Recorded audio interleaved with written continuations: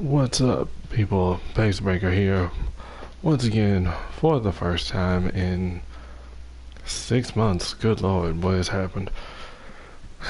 Life, anxiety, depression, changes with my living situation and all that, so yeah, didn't really feel compelled to stream. Sorry.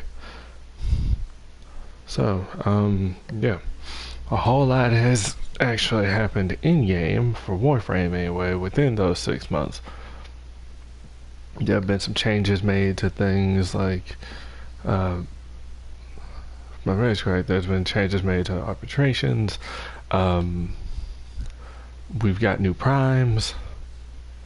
Like, just now, well, not just now, but yeah, 7 days ago, we got Ivar Prime, Baza Prime, and Axomati Prime. And then we also got this nice little update here where they've redesigned some of the orbiter. Also, Skylight. And what is that up there? For those of you who have been following, yeah, Empyrean. For those of you who haven't, Railjack. We've got our own friggin' ships now. So yeah, you go and you build your giant battleship. Your requirement for that is you had to have completed the second dream, I believe. And then, honestly, shit, I think after that, the whole thing kind of doesn't make sense. Because I don't remember the exact requirements now. Because it's not just having completed the second dream, considering part of that is connected to Chains of Harrow. But either way, complete the second dream, and go build the dry dock in your dojo. If you're in a solo clan, yeah. Just know that you can't have anything overlapping. In fact, I'll head to mine right now so you guys can see what we're doing. Also, I need to take a look at our research anyway, so yeah. So, it's been an interesting time. We've had some things happen, we've had some content drought as well, but then there were trickling in some content, like the Kuvaliches, the Nemesis systems they've been talking about. We have that, so that's farmable. You get like your own little personal nemesis who you have to, they're kind of a bit of a puzzle boss. And then you find 3 specific new mods in combination in order to defeat them permanently. So then you either convert them and they become a minion who pops up to assist you at times at random, or you can kill them and take their weapon and possibly like an ephemera, a visual effect if they have one. Oh, hey buddy, Merry Christmas Eve. Oh man. So it's been a long time since I've been actually streaming. I wanted to get back to it, and then depression hits like a Mack truck. So, yeah, this is my Railjack, the Voidwalker. Alright, so, let's see. Did I actually build any of this junk, or am I still in the process of repairing things? Yeah, that was the thing. I didn't have enough material. So yeah, means I had to go back and do some more Railjack stuff. And it sucks playing public. This dude, I really wanted to like rebuild, so I need like 9,000 of those diodes. I know how to get them too, so I can farm them either through Railjack or through regular missions. But for now, give me a second. I want to put this on friends only because I don't want anybody loading into my ship while I'm here. So yeah, you can put a glyph on it, and you can have you can choose the name, put the name on it, I can actually go get on top of this. Hopefully side doesn't get mad at me because I'm jumping on the ship. But yeah, we have space battles, like proper ship-to-ship space battles now. Yeah, Star Trek Online can go eat a dick. There's nothing wrong with that. I don't know, man. Every time Warframe comes out with like a whole new game mode, it could practically be a new game by itself. So yeah, let me blow this up. See this with like the blue icons? Yeah, that's the room. This is the freaking dry dock. That's how big this is. Here's the main floor of our dojo, and I barely managed to like tack this on at the end of our maze in the middle of the thing. Yeah, it's that big. And in terms of height, it's actually 3 floors high, because there's a skybox up there, here's the main floor, and then here's the bottom of the bay down there. So in essence, yeah, 3 floors. You have to make sure that there's nothing overlapping. So let's go to our home away from home. Bam.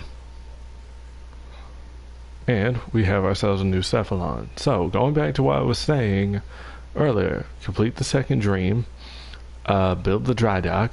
There will be research once it's done, and so you complete the railjack cephalon research. That'll take 6 hours to build. Well, 6 hours to construct in the foundry. Once you've done that, then you'll be able to select the quest from the codex and start building your railjack. You will need 6 million credits total, because there are 6 phases. Each ship part costs 1 million credits to rebuild, in addition to some resources that you already have, as well as new resources. There'll be one new resource per part, basically. So I am nowhere near leveled up enough to really do the rest of this stuff, but yeah, we got some different systems that we can mess around in. And if you're a high enough level, you got some good enough weapons and all that. Spoiler alert. Then there's here, in the outer edge, the Veil Proxima. This sucker. Oh my god. There's like, yeah, so if y'all wanted to know about the next storyline thing, the new war, there's a little wink wink nudge nudge here. I think somebody said it was like a 7-minute cutscene, and in order to actually get here, there's like, I think, what, like 1 node or something like that. I don't know, I have to do research, but you need to be like rank 7 in any one of the 4 classes that they have for you. So there's pilot, there's gunner, there's engineer, and tactician. Each of those has its own set of benefits and all. Like I said, they basically made a whole new game. So here's our ship, and there is our reactor, our power source for being able to have that FTL.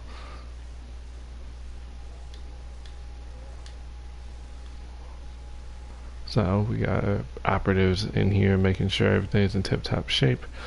Here's our forge. This is where your engineers will be trying to supply, well, take like our resources and stuff that we collect in mission, and like convert it into new materials. You know, like stuff for the Omni tool that can be used to deal with hazards. You know, ammo for like the guns, like energy for ship powers that can be used, stuff like that. And while you're here at the dry dock, yeah, you can actually adjust your loadout here. So yeah, we actually do have an arsenal. It's pretty sweet. I don't know. I might actually be doing some railjack stuff with the crew, but our schedules have been all over the place. See, here's like the kick-ass super weapon that's on the front end of the ship. It's on the bottom. You can't actually get in here unless you've got gunner rank 5. So yeah. But as you can see, that little silver bit down there where I've got the cursor, you know what? Yeah. So that's your like super weapon. Little gold bit right here. That's your forward guns. And then like this bit here on the side. They're a pair. They're symmetrical. So you got your port guns and your starboard guns. No rear, but that's alright. Yeah. So yeah, you can split your composition up. So you can have one person piloting, two manning guns, and one out there in space, or one just running around like a chicken with their head cut off. I said I was going to check out the research. That's what I was doing. That's why I'm still here and just wasted 5 minutes. This isn't that, but I still wanted to check my intrinsics because I think I still need. Yep, I need another 4 in order for me to rank up to my next. The reason why I started putting in the tactical is because, well, you get recall warp at rank 4. Once you get the Omni gear, then you can use like the tactical menu and then teleport to the ship. So if you're on like an enemy ship or an enemy base or whatever, then boom, you can just warp to the ship, no problem. But yeah, I'm mainly going to be engineer and possibly tactical. I don't know. We'll see. Where's my chocolate review, Kappa? Well, hell, that's why I was going to stream the damn thing. But yeah, no, didn't happen. I was like, come on, no, where are you? We're ordering food. I'm like, oh Lord, just bad. But yeah.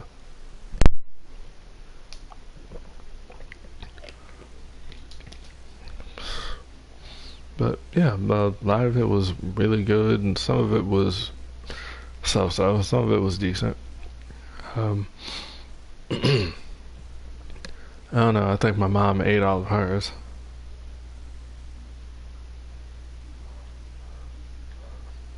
Yeah, I was trying to stream, but at the same time, yeah, like timing was bad because, like I said, family wanted to order food, so I had to stop what I was doing because I thought I had started streaming and didn't realize.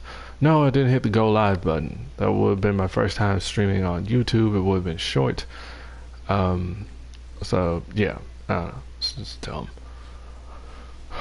Okay, so let's go back to public. And yeah, so since last Friday was the very last stream of 2019 for DE, they decided they were going to do like, what was it, 4 gift of the lowest alerts, but these would not be like 24-hour alerts like they usually do. Because it's holiday time and all, people might already be gone or whatever. So they decided to put these up until the end of the year. So you have time to do these. So there's one, and so there's like new skins as well. So Tatsu skin, Tatsu Solstice skin. So you do a survival against the infested. It's melee only. You have a Lens Solstice skin, so you do a Corpus defense that's bow only. Yeah, so then there's a Disruption, which also they revamped. So yeah, so we're going to just go on ahead. We've been talking for 15 minutes and haven't done a thing. I really need to build up my Twitch audience. That's what I ought to do. Well, what do you mean? You already have like over 2,000 subs on YouTube. How many of those actually engage? I'm willing to bet a bunch of those subs were only there for DBZ, and since I haven't touched anything else Dragon Ball related, they are not interested. Like I say, I'm in double digit views, barely double digit views on anything else. So I figure, yeah, I'll still do some gaming. I'll do some stuff here on Twitch, and then then upload it onto YouTube. But most of what I'm going to be doing now is, most of what I'm going to be doing now is audio.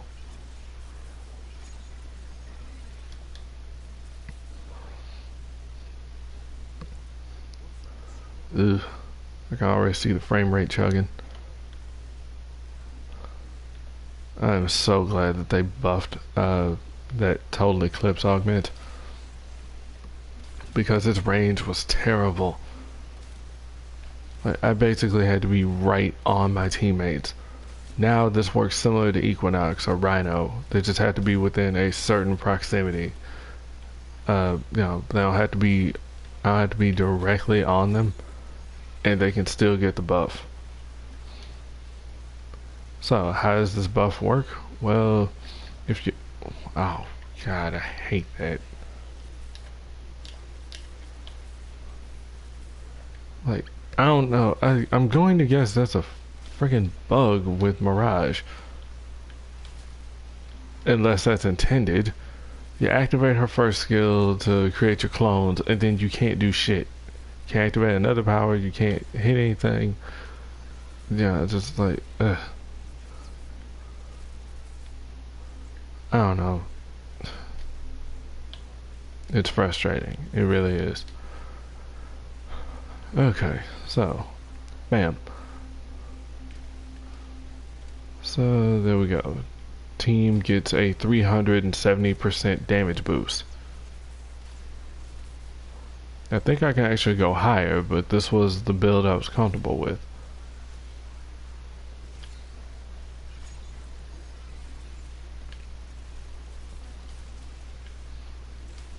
I mean, yeah, technically it's bow only, but if you have a Warframe with a built-in weapon power, like Excalibur, or Valkyrie, Wukong, Titania, Mesa, then yeah, they can actually pull those out because they're power-based rather than being like a proper physical weapon, and you can use those if you're struggling.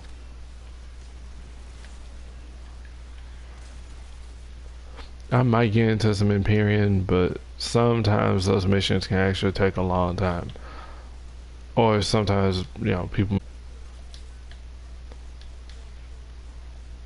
you don't really need to hear the sound from the game right now.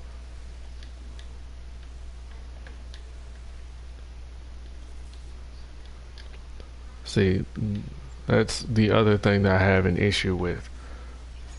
You don't actually get like a proper mixer for this, so instead you have to adjust things, and you have to like really adjust, and it ends up not working like you want it to. Sorry for being spoiled, but shit, it just works better.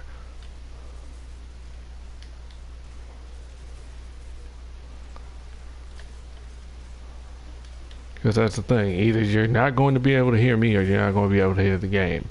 I don't have a mixer. I'm not going to get one for a long time, unfortunately. Because if that was the case, now we'll try to like run everything together. Would sound way better, I think. Like shit, I would have had like a better mic and all that. Granted, the thing was with my other setup outside of the headset, it wasn't the microphone. I'm sure of it. That microphone is good.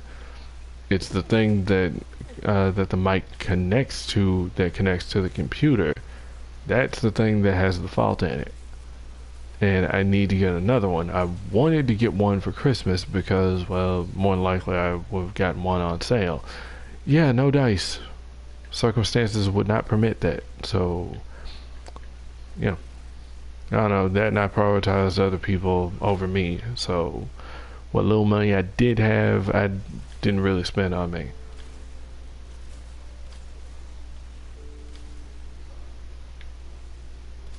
I can try turning the volume up a bit. I will, but I need a moment of clarity, like a reprieve or something, because this is not gonna do it. Yeah. Now, all these shadows didn't really actually help. Like, how the hell did I get sniped? Did I blow myself up?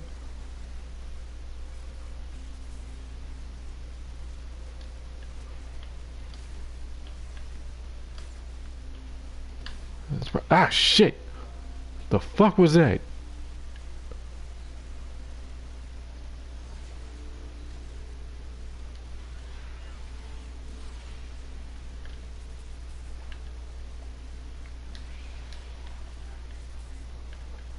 Jesus. And now here we go with the lag as well. I have no idea what happened. I know something got me, and then suddenly, like, 3/4 of the team were down. Yeah, that makes no sense. Okay, that must be intended. Which doesn't make any sense. Like,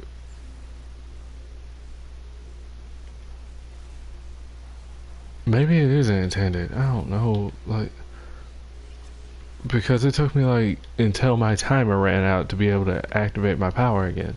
That's not how Eclipse works. Eclipse is refreshable, so you can cast it again whenever.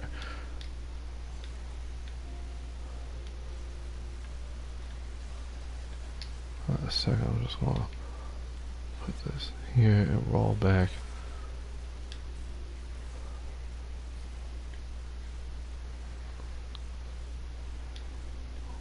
Pull that up a bit. Well, that's not a bit, that's a considerable amount.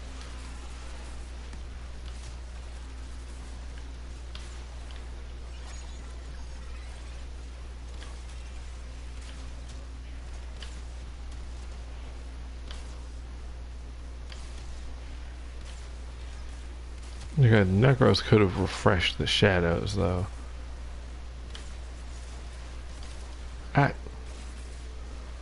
Oh my god, this is a damn FPS nightmare.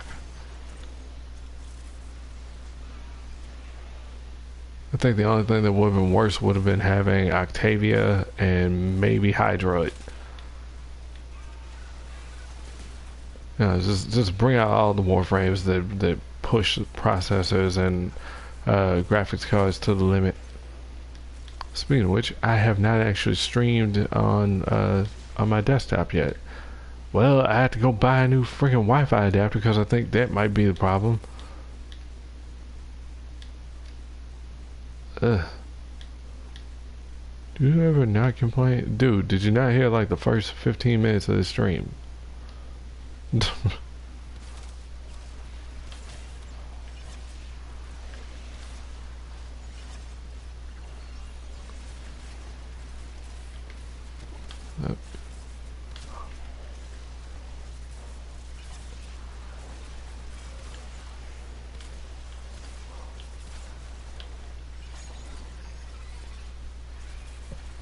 All we needed was like one good CC, and we could have did it.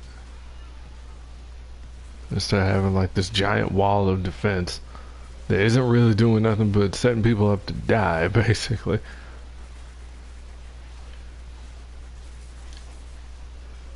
That's it. Disco ball. But you can't even see because of all the damn shield lines. Honestly, I would try to fix that. Or I don't know, like, do you need to see all of these shield buff lines? I think you could actually save a bit of processing or something by just removing them. As long as you stay within proximity, then you're good.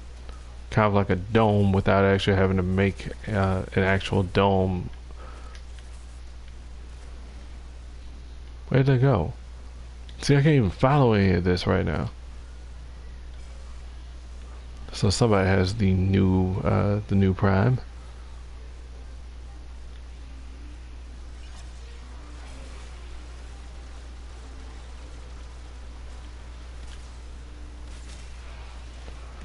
Alright, so I'm not sure. I would like to try and do some streaming tomorrow, but we're barbecuing.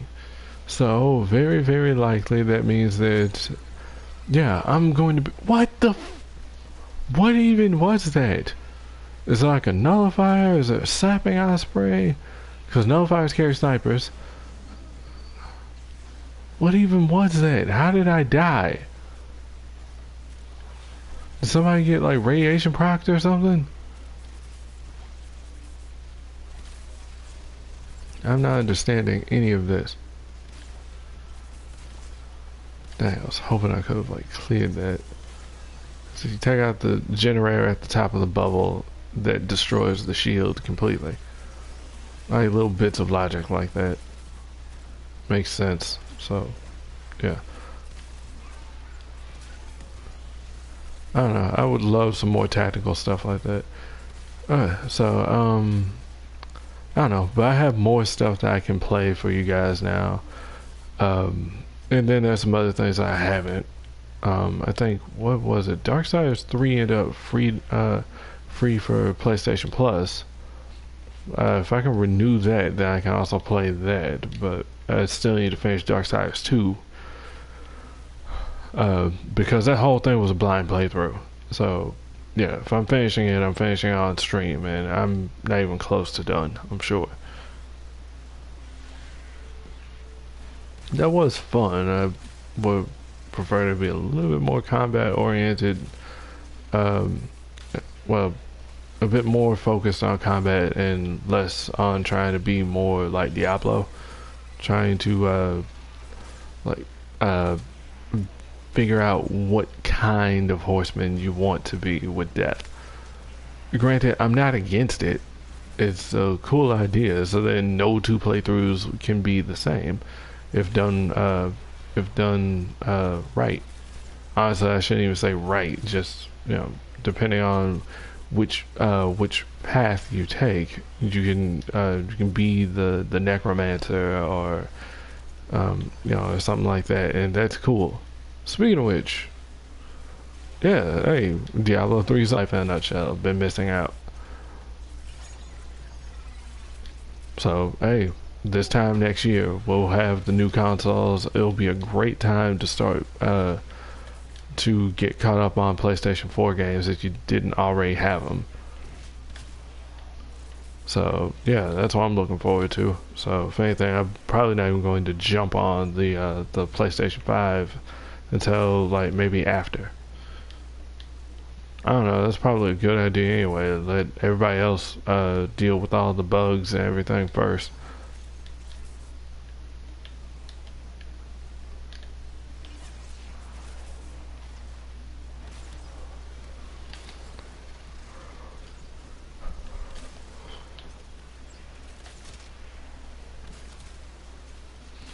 I almost feel sorry for these guys going through like this narrow corridor. That's it. Disco time.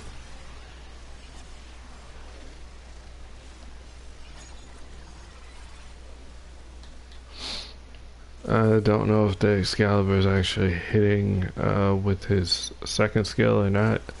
That'd be helpful. Alvaro can put stuff to sleep as long as there are no nullifiers. I don't know. I'm the CC person, so I'm always talking about it.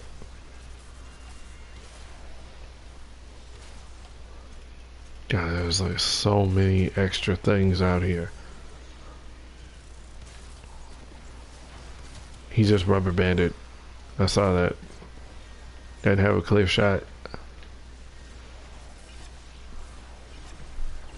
Said that those blinds, those stuns, those help. I remember like we had so many new people on Excalibur. All they wanted to do was just sword spam. Just bam. Just nothing but like laser slashes everywhere. Nobody was actually hitting blinds. You'd be surprised, just how a blind can actually save you. Also makes cheesing the rail specters, the junction specters, easy. Like you can just cheese them. I mean, like once they get like near quote in game level, then yeah, you might have to hit them twice. But yeah, seriously, like oh, Excalibur's overrated. Excalibur can do a whole lot of cool stuff. Mag and Vault can now too, but like just dang.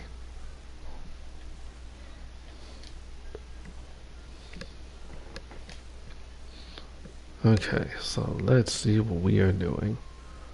Who are we? You know what? Let's bust out Ember. Ember got some changes. So evolving. So, check it out. Ember's Fireball. Now it doesn't do like the like burning fireball patch that it leaves behind, kind of like it did for a minute when they tried to change her up before.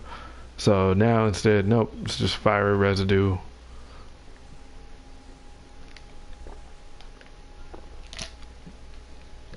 They didn't exactly give her back her old skill, but instead they gave her a revamped one where she can like put like flame armor on her and it burns over time. You can still gain energy off of like Harrow and Trinity until it reaches its cap. Once it reaches its cap for damage reduction, then it starts to burn your energy. So then you can cast it again to cut it off. But if anything, you want Immolation on because then it ups the damage that you can do. It allows you to do some really nasty stuff to people. It's like Fire Blast. Fire Blast can strip armor. It's like, what? Yeah. And then, well, World on Fire is gone. What we have now? Inferno. Chick calls down flaming comets. Bam. They hit. There's an explosion. And then, well, enemies end up catching fire, and that spreads to other enemies within range. And yeah, so all of this fuels her new passive as well. What do you mean all of this fuels her new passive? She has a new passive. Receive 5% ability strength for every enemy within 50 meters engulfed in flame. So, this also, I believe this also works for weapons. So, light fools up, get boosted, and then of course if you got her first ability augment, bam! Oh, yeah, that turns up how much more damage I can imbue on my teammates. So, if you want to see what my build is, because I am not against sharing, here you go. Show the beautiful people. So, this is the one I call Fire Team. I've also thrown in a second augment. I wasn't too sure if I should or not, but I did. So, Exothermic, her Inferno augment, enemies killed while under the effects of Inferno have a 15% chance to drop an energy orb, so this does help out. Or, I could just swap this for like Rage or whatever, turn off my armor, take some hits. Considering I run the Vazarin focus, I'm constantly healing myself and allies. And then, of course, with Magus Repair, that allows me to heal nearby Warframes over time. So that's my alternative when I'm not using it. So as you can see, and then yeah, so here are my stats. So 170 strength, 145 range, 130 efficiency, 128 duration. I can tweak this.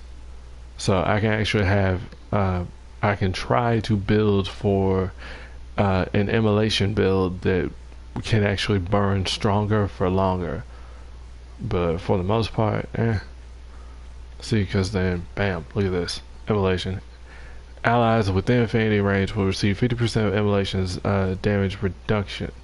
So that's good.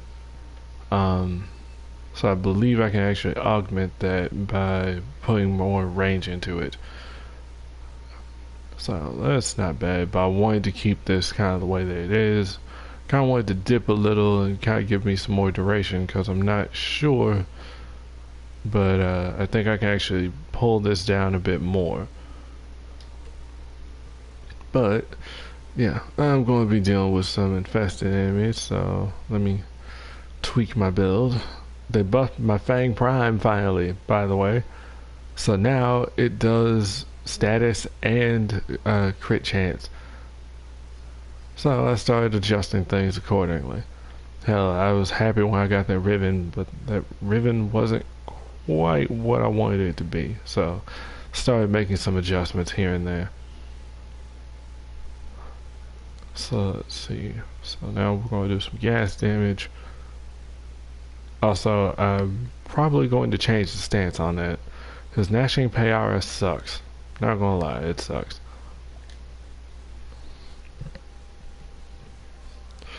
Okie dokie.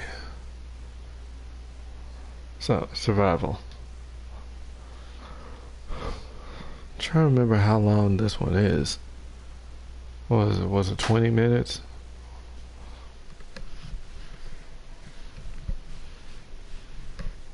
I don't know, man. It's just, ugh.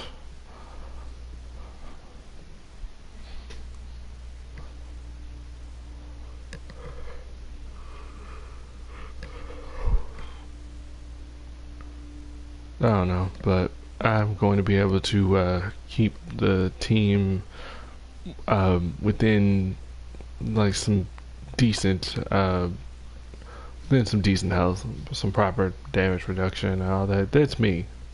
Like, I'm not the heavy. I'm not that kind of player. I'm the one that does like all the strategizing and the buffs and debuffs and managing all that kind of stuff. Because that's what you do.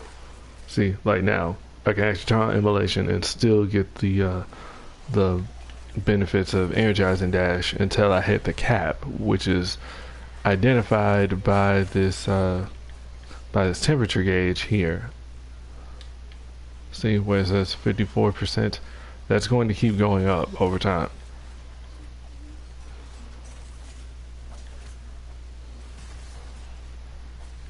There we go. Light them up. Conflagration, that's my buff, my passive. So with that, that means that my next set of... Oh shit. I was wondering why I wasn't instantly picking people up. I forgot I switched focuses. But I still have my other arcane. So I can tether enemies. That stuns them, keeps them in place, and if enough time passes, then they'll blow up and destroy some fools. Alright, time to call down the comets. Booyah. I'm loving this. I mean, she's still kind of a bit, I wouldn't say tricky. She still feels kind of off, but she's still capable. But I appreciate not having to deal with World on Fire like I did. But in essence, it's still there. Look, because look at how immolation's working.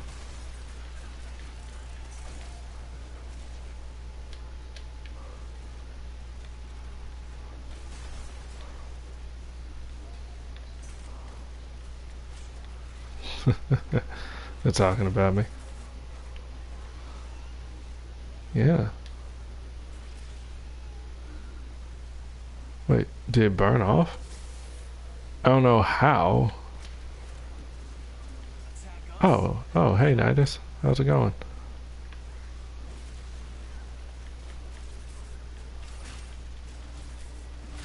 Yeah, so we're just out here tearing it up. So yeah, I can't receive any more of it. And also, it burns faster the longer you leave it on. So yeah, you want to turn that off on occasion. But if my memory is correct, the augment for the Fire Blast is dependent on your immolation. Your like the level of immolation that you have turns it up. It makes it hit harder.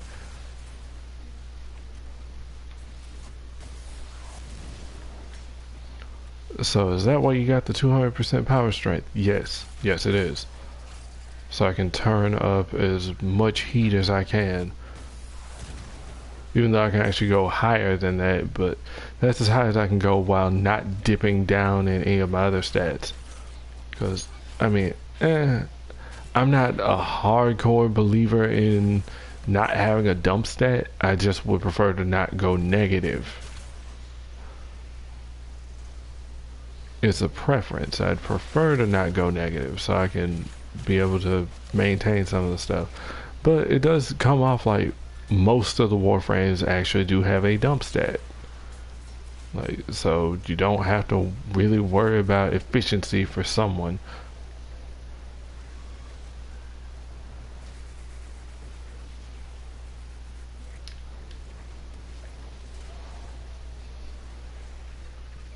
Alright.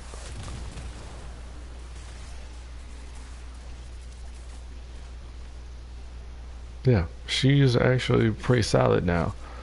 So I think somebody had asked about them revisiting Valkyr, because what they did was they adjusted her fourth ability. So yeah, that's one thing, but you know, for what it's worth, she honestly doesn't really need the rip line. I mean, it can be helpful, but I'm trying to remember, can you get more than one enemy with it, or is it only one? Because if it's only one, that needs adjusting. If you can get more than one, okay. Paralysis is decent. You know, if you know how to use it, you can shed some of your shields, open enemies up to finishers. The augment for it basically turns into Rhino Stomp. But it's got a pull to it. You know, so enemies are then drawn to you.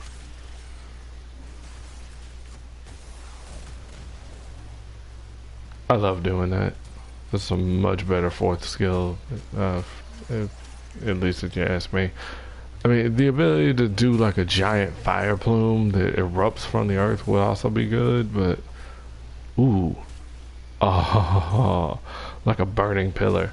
So it's kind of similar to like Neja, but then it does like a kind of fire blast, but it stays.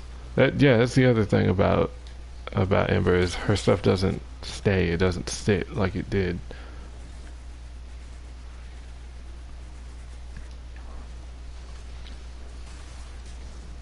Oh, okay. Uh-oh.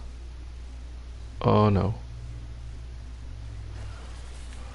Okay, it stalled hard. I thought either the stream crashed or the game crashed. Okay, now I understand it. Because I wasn't entirely paying attention. So yeah, you can actually burn off your immolation through Fire Blast, which actually goes into what I was saying about the augment. The augment is powered up by those stacks, or you know, by the percentage. So then you can burn it, go back, and then start building it back up. Ah, that's good. Shit, that's basically a set it and forget it skill, which, depending on who you ask, is a bad thing. Because, well, you shouldn't be able to just turn on a skill and then not have to worry about it. Necros says hi, by the way, because that's what he does now. Took him a while to do it, but then bam, desecrate. Because I was around way back when that's all Necros could do, was just stand there in the corner and just keep mashing the button over and over and over. So Necros didn't really get to compete or cooperate. He didn't get to get in on the fun. Necros would just stand there and just like loot. That wasn't fun. So then they finally turned it from an active skill to a passive skill. They turned it into an aura, and it was helpful.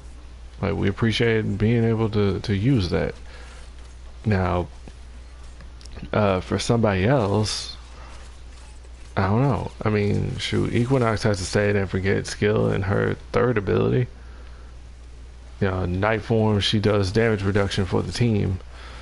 Day form, she provides a power strength buff for the team.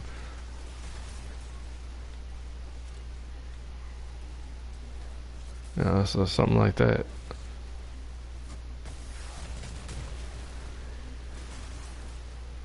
As long as I have energy, I can like keep that going. That's good. Speaking of which, let me set myself up with some more. Yeah. Let's try to burn that back down.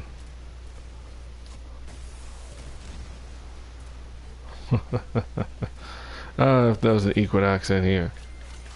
Or a Nova. Like I said, Nova is basically every other Warframe's best friend. Because she can soften them up and boom. That just makes it way easier to get the kills.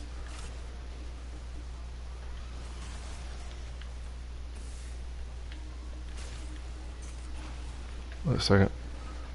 You are more important than your pet.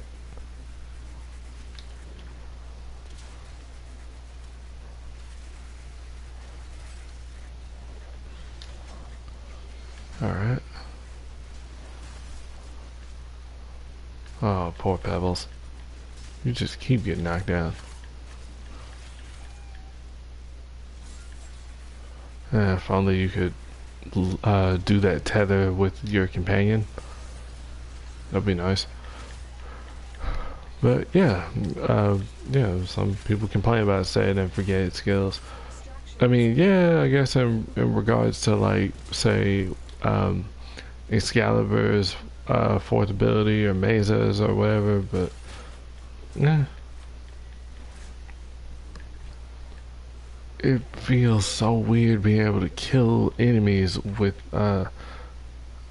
it feels weird being able to kill enemies with the Fang Prime. I was not able to do that before. It's just so and then to be able to like hit them with the smash attack and kill them. Like, it's so odd, man.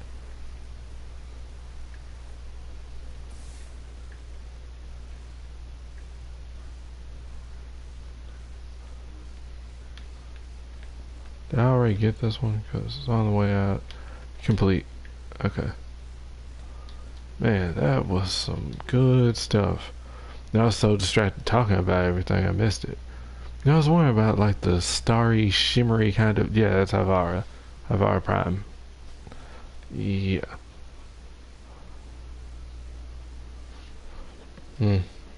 So it seems the cat doesn't get it. Which is unfortunate. Because, yeah, that cat could definitely use that damage reduction. Ooh. Okay, so, at max, in Warframe, you can only go up to 95% damage reduction. Period. No matter how many different buffs you have on you, you can only take 95% resistance. Why? Because 100% means that you take no damage at all. So even 5% out of a ridiculous amount of damage is still enough to kill you. Like, even with self-damage, you could possibly do it if you got like the right numbers. It's doable. People have done it. They've actually like they've hit up the Reddit for it. They've written it down. They've done videos on it. No, I don't trust every single person that does Warframe videos. But yeah, I will trust some of the stuff that I've actually seen, because they will go in there and do something stupid and it makes sense. It's like Shy experimenting with self-damage. That was hilarious. Just she ended up with a freaking Riven once that had negative flight speed. Launched that sucker off an Ogress, I believe. Outran it. Stopped on a dime, waited, and then it came and hit her and blew her up. Man, Why?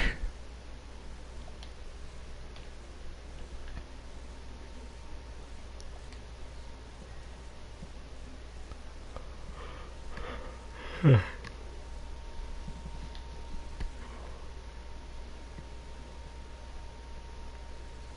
need to get that brack off of my ledge. Give me some real intense pain that I can bring with that. Because I forgot, I know it's imbued with radiation damage, but damn does it hit. Like, it's supposed to hit harder than the original brack. And I would like to see that.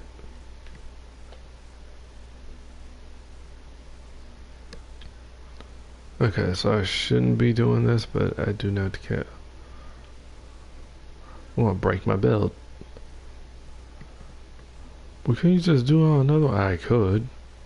But for what it's worth, all I'm doing is just swapping out a few mods here and there.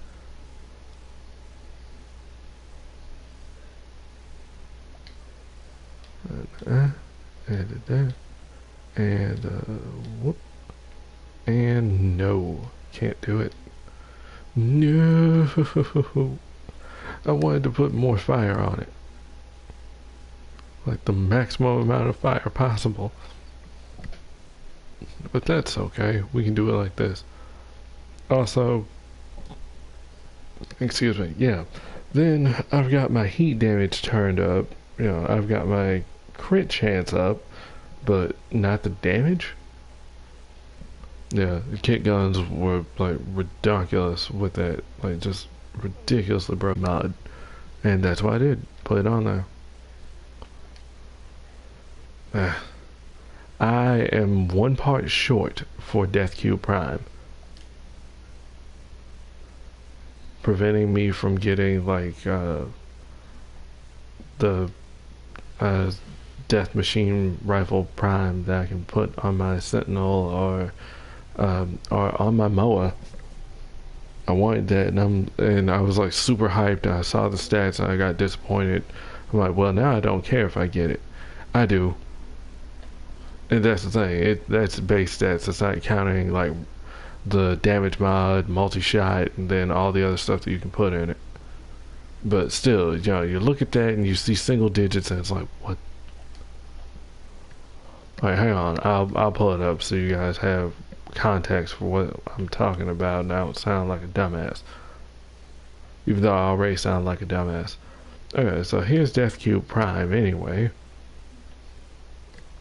Come on now. Turn around and let the people see.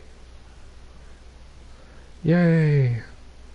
You can tell it's clearly meant as a compliment to Atlas Prime, because that's about how Atlas looks.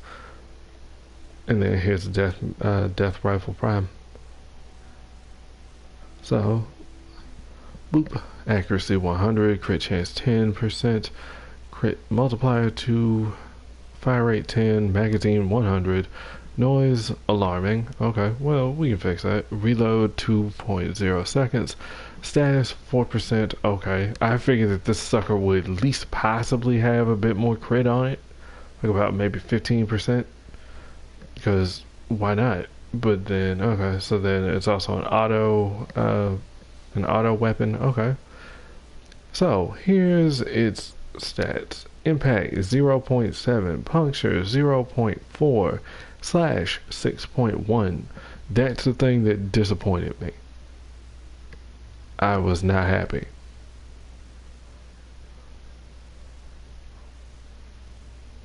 Well, why weren't you happy? Because seriously? So, let's take a look. Granted, it is an upgrade. It is, but it's not that much of an upgrade. Hell, I call it a side grade, honestly. So, 100, 5%, 2.0, fire rate 8.33. I think the Prime version was 10, right? Magazine's still the same. Reload's still the same. Stash chance went up by a smidge. Auto, okay, and then impact 0.5, puncture 0.3, slash 6 point, slash 4.3 compared to the, what was that, 6.1? Yeah, so, yeah, slight upgrade. but it's still disappointing nonetheless. I figured that it would have at least gotten a bit more kick to it. Like if the impact and puncture were 1, cool. I mean, it's still going to be decent, but damn, like bump that crit up by like bump it up to 15%, if not 20, or maybe like possibly go in with status, but I wouldn't. It doesn't make sense to do it like that. Honestly, I have plans for things because I would want to redo a whole bunch of stuff. I want these sentinels to be on par with the dogs and cats. Speaking of which, dogs and cats. No, let's split this. Somebody on the forums had a good idea. The pet's body has like the main mods, health, shield, armor, abilities. But then when it comes to damage and stuff, put it on their claws. So now, boom, now you can adjust and put in like your elemental damages. Yes, they have them. You have to farm the hyenas out there on in the Orb Valis. They're super rare drops from them. And then of course bite, maul, and then some of your other things, and that will allow you to be able to fit more within your grid instead of being limited to, oh, okay, well, I got 10 mod slots and now I have to figure out how to do it. It's like, what?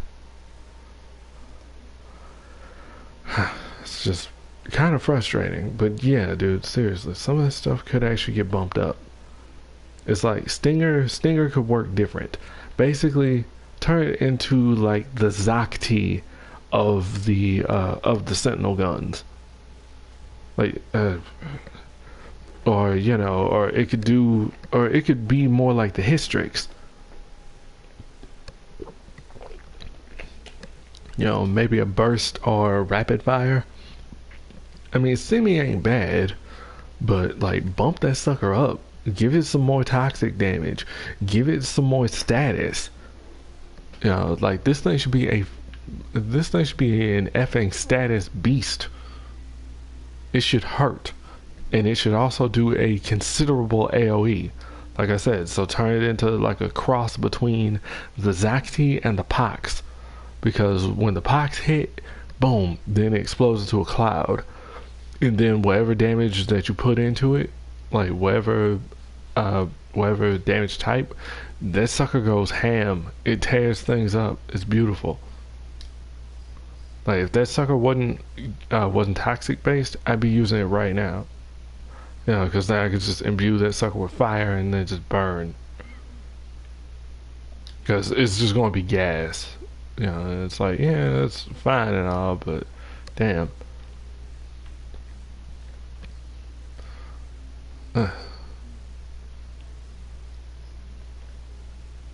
Okay, so anyway, we're going to disruption because I sat there talking for so long.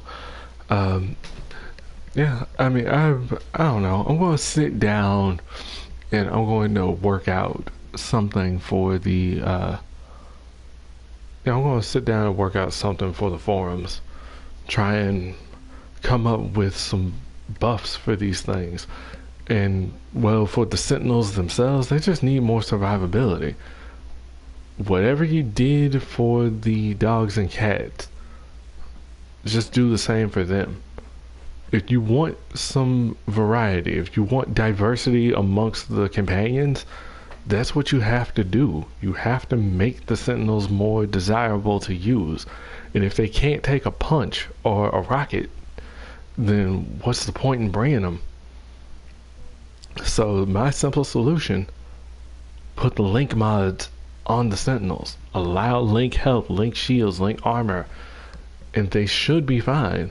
They don't have to have way more health than the Warframe, but some survivability, some armor, some health, so they can do what they.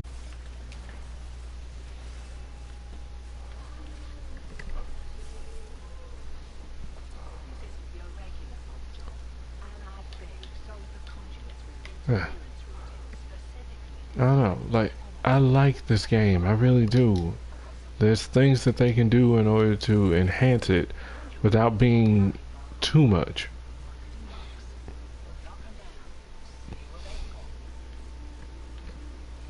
Huh. The test would be right here too.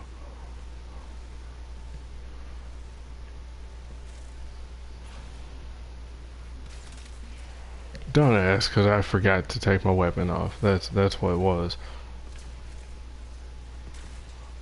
But I did make sure to bring something rapid fire so I could at least do damage.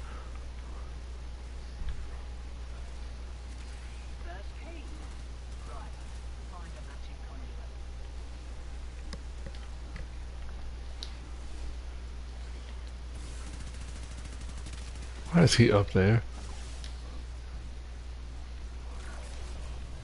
Moonquakes. Nice. Who's in need of healing? Yeah, you don't have to use Venari for that. I mean, you can, but yeah. So, who... Oh, right. You. Yeah, that's why, boom. Now, Ember doesn't exactly seem the same, so you can't just sit up and say, well, Gauss just totally stole from, from like Rhino, Ember, and, Neja, and Volt.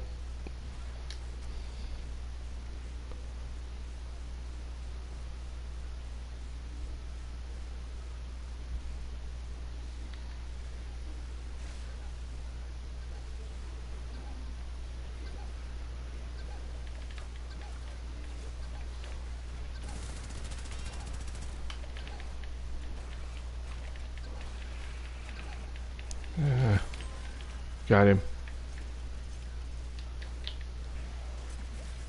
Oh, that's better. And Valben actually is a lot more fun to play now. I will say that. And they left.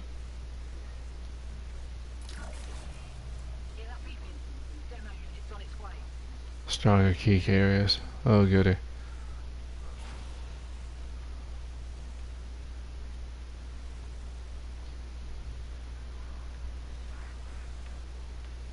This one was closer, so I went to it. I've been holding the key for at least a minute.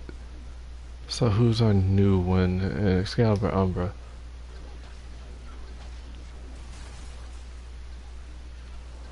I hear it, but I don't see it.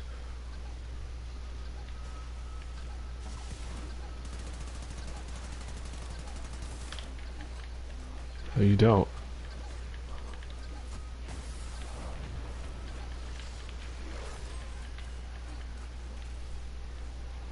There we go.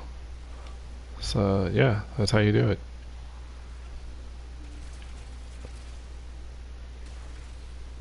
Ow. What? Oh, it didn't turn on. Well, that's also because those enemies have the ability to nullify, so... Yay.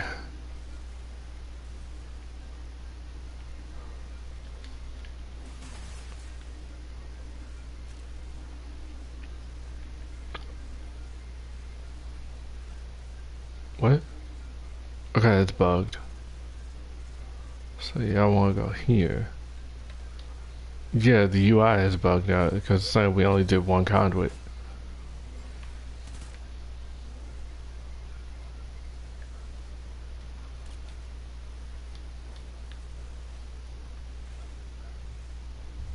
I was about to say, why is it like... I was about to say, why do I smell something like new shoes? That's the new belt that I ordered. I am over here tripping on like maybe leather fumes. I don't think so.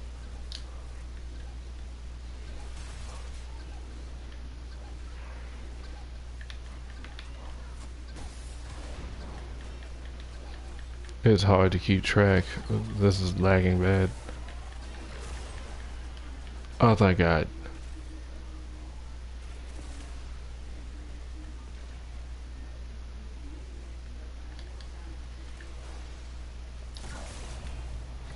I appreciate that the HUD is still bugged in this mission. You'd think that they would have fixed that. I don't know how I don't know how difficult that would be.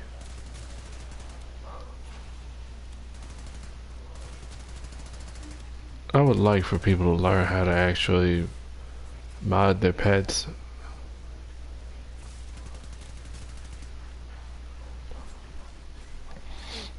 Uh, Granted, that's the thing. In order to have an in-game level pet, you have to put in the work. You gotta put in like the endo and the credits in order to level them up.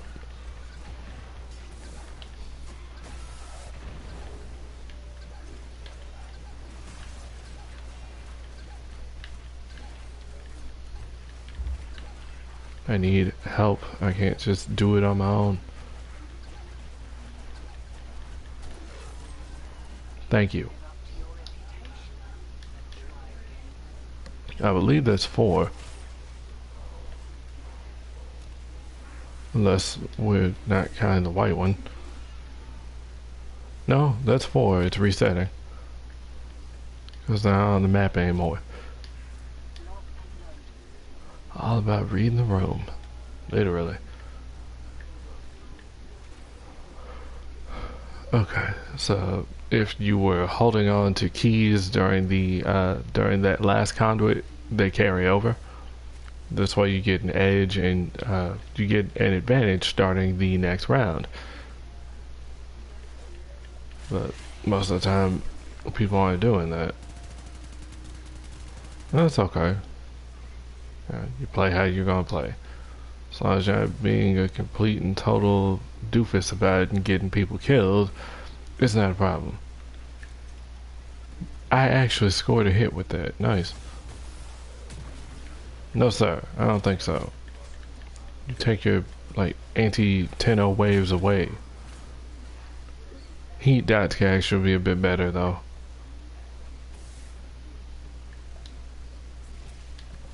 Funny enough, they did say that they changed how heat procs work for Ember. I don't know if specifically for her or just in general.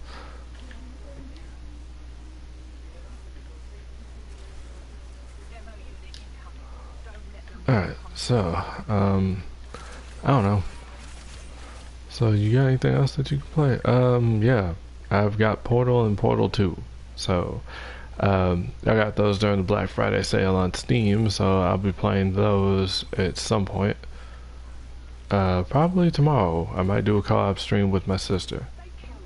If she's even willing to play co-op. I don't know. It's kind of going to be difficult trying to stream because we're also barbecuing, and Lord knows how long that's going to take. Depends on the food, you know. Because we got a lot of meat to put out there. But we should be starting at like first light, or I mean, well, you'd think, you know, for like maximum time for cooking, so we're not out there late at night. Yeah, would be nice if we had already went shopping, so we could have just went on ahead and started today, so that then all we have to do is just warm up the food and eat. That's alright. Let's put on a damage reduction for the team. Pop one of these, even though it's not going to do anything. Oh, right, because they're not by me.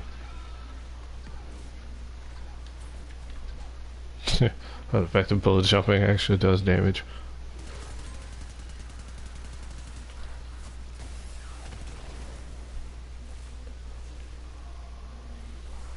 Fire for everyone.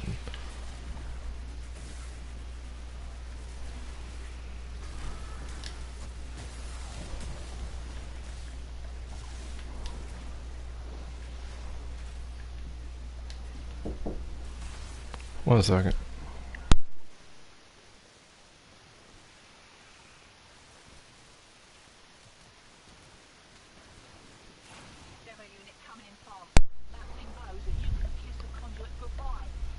Alright. Oh, I like this. It's not exactly how I envisioned doing like operator in Warframe. So basically, kind of like a tag team kind of thing. We do like combinations. Nah, I should have figured as much. Yeah, I'm thinking more like assist moves in like the Marvel vs. Capcom games or whatever. Or well, in any fighting game really. But no, in this one, no, it's just no. You gotta come up with your own thing. It's like I did have plans. I wanted to go and get like the stuff for like your void blast and all that. You know, so then you can change your damage type, and then boom. And now I'm doing fire damage, and then bam, hit them with embers set up here. And that just wrecked them. Got him. So close. So close.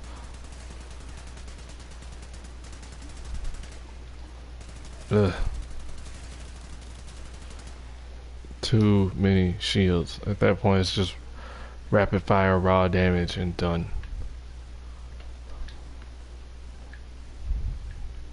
Yeah, I can get the secondary kills and the fire kills, no problem. Outside of high level missions, so it's not even a big deal.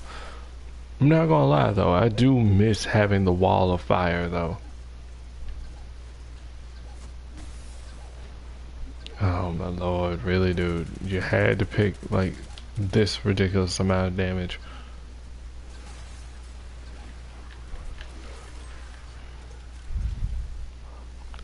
What? I'm like having brain farts now. Yeah, what I mean is this guy would pick white energy, which makes it very hard to see. Couldn't have gone with like blue fire.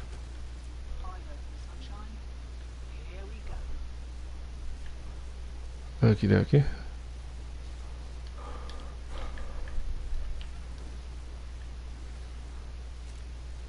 So this is the last one, yeah. Essentially what they want you to do is 8 conduits, so that's 2 rounds. But my HUD is bugged, so I can't see nothing.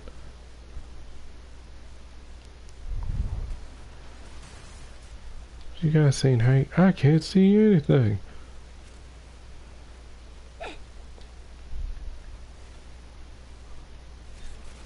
Yeah, at this point I'm tired of picking up people's pets. It's like, if your pet can't survive, nah. Honestly, yeah, I wouldn't be surprised if this is actually bugged and we're just still in here. I'm pretty sure that was 8.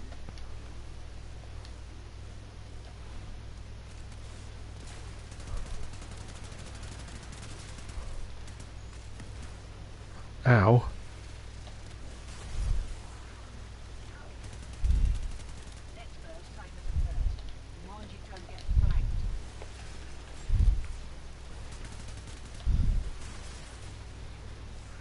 But I believe it will not go down past 50. 50 is where you start.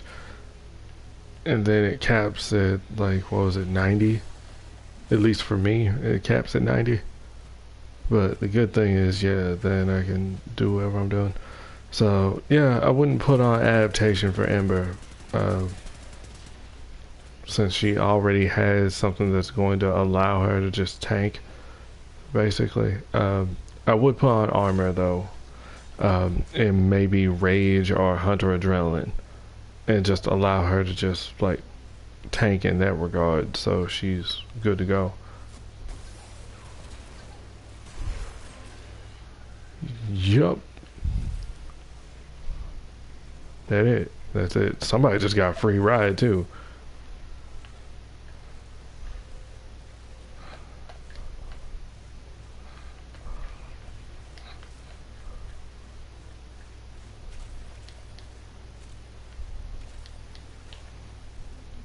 Unless they were the same person from before. What's going on here now? Yeah. There's still things hidden in the void and on the moon that we do not know about. That's a trip.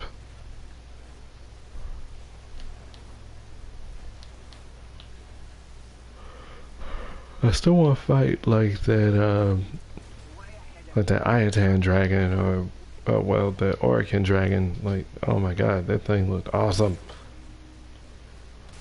I don't think we'll be able to fight it, but damn if we do like it. I'm waiting on the Deviri paradox, but before that we have New War, and then we have that.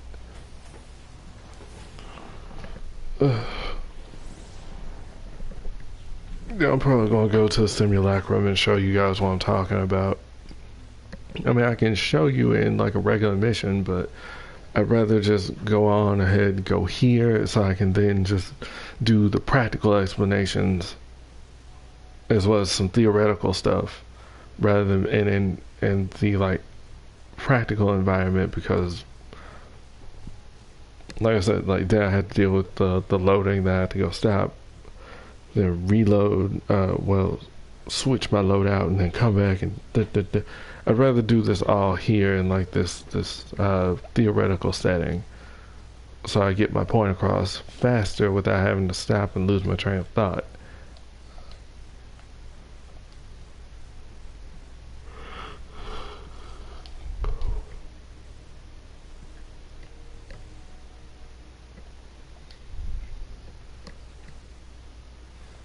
So let's go up here. Where is my Seren?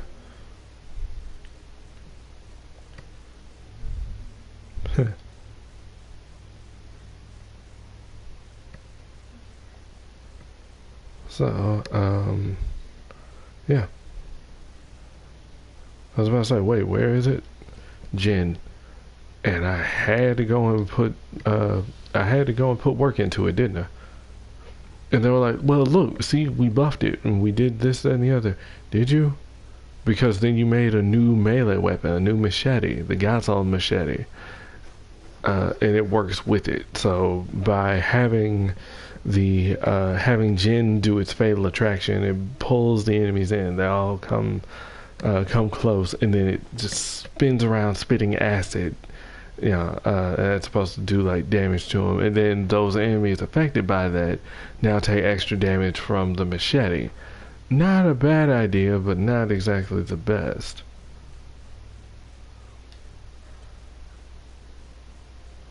See, so then I started putting work into this thing like a dumbass, because it could use some work. Like it can be okay if the Sentinel can actually stay alive. This is why I use MOAs, because the Sentinels can't stay alive to save their lives, or save mine for that matter.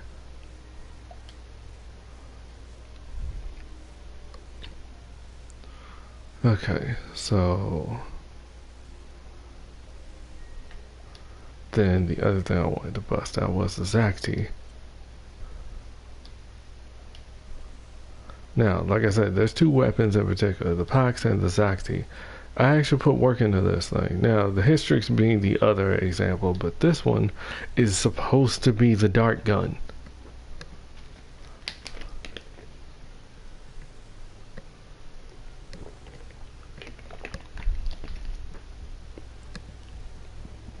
Oh, it even actually lists embed delay. Huh.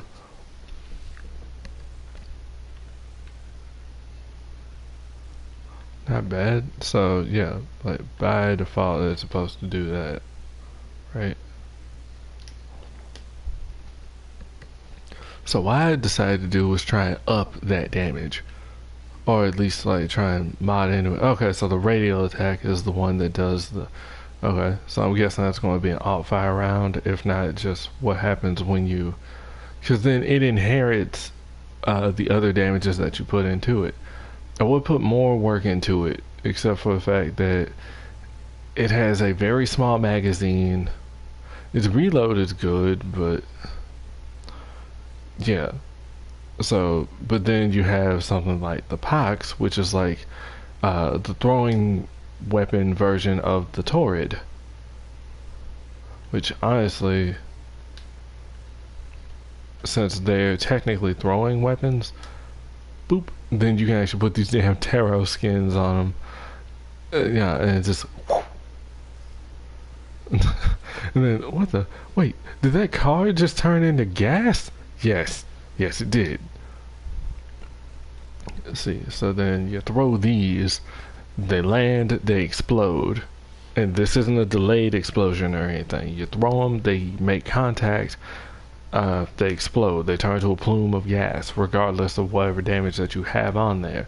The enemies walk through it, or if they're stunned, they stay in it and they take damage over time, damage per second. And depending on the element, that can eat through them very fast. Corrosive will strip armor, viral will cut their health in half. If you do like viral electric, then viral electric will wreck them too, because the electric proc will go off that will keep them stunned in place. So then the viral and just the dot in general, the toxic cloud will eat away at them. So that's why I like these. These are really good. They burn ammo fast, but with an ammo mutation they work. So we're going to simulacrum and we're going to play around a bit. I'm going to show you guys what I mean. Because now that we played and I've got my stuff. Oh, you're not going to go and do the thing for the... Dude, I got plenty of catalysts. Like, that's not a problem for me. I mean, yeah, it's another free one. I can jump on and go get it. And I still have time, but that's not why we're here. We're about to go and mess with, Samaris.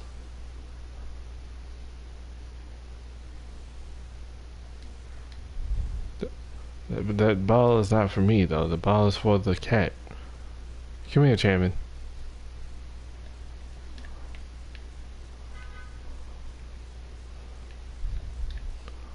Yeah, your Twitch emotes don't actually show up in this chat, though, on the PlayStation app. Go on. Get it.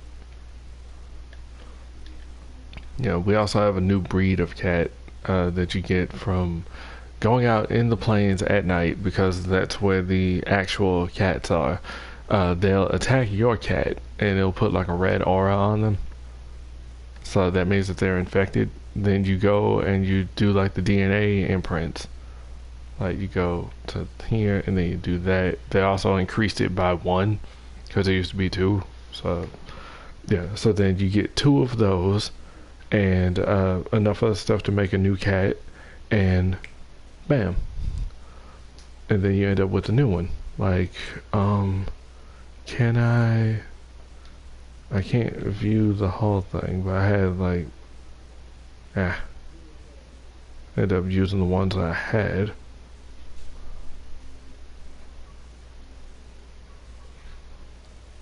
Huh. Let's see. Can I take a look at the cat before taking it out? Preview. There we go. So, here he is. This is Kane. This is my new cat. He is what we call a Vasca Cavat. These are the vampire-based ones. So, they have 2 unique skills. They do like a blood spit. Well, actually, no, it's not blood spit. It's a siphon. They can do like a vampiric bite on their enemy and regen health. The other thing that they can do is they can revive you if you go down. So they'll sacrifice some of their health in order to revive you. So you don't have to worry about your teammates not picking you up. The cat will save you. Unfortunately, that first skill that I mentioned is not very good. They could stand to tweak it. In fact, hang on a second. Let's put you in stasis, even though Chairman is like best cat. Demona is good too. She can help me with like getting extra XP or more resources. Chairman helps with critical buffs, man. That's his specialty. Kane, on the other hand, Kane is just a badass.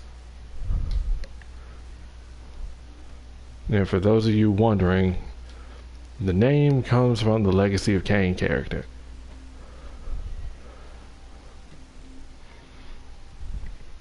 I was like, alright, I think I know what I'm going to name them depending on like if it's a boy or a girl. If it's a boy, I'm naming it Kane. If it's a girl, I'm naming it Akasha. And man, I was hoping I'd get a boy because yeah, I wanted a Kane. Come here, boy. Come on, stop attacking the ball.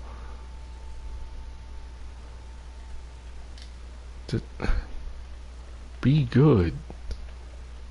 Jesus. Okay, anyway, that's enough fiddling around with that. So, we should be loaded. Alright. What? This is not his default color, by the way. I can change his fur.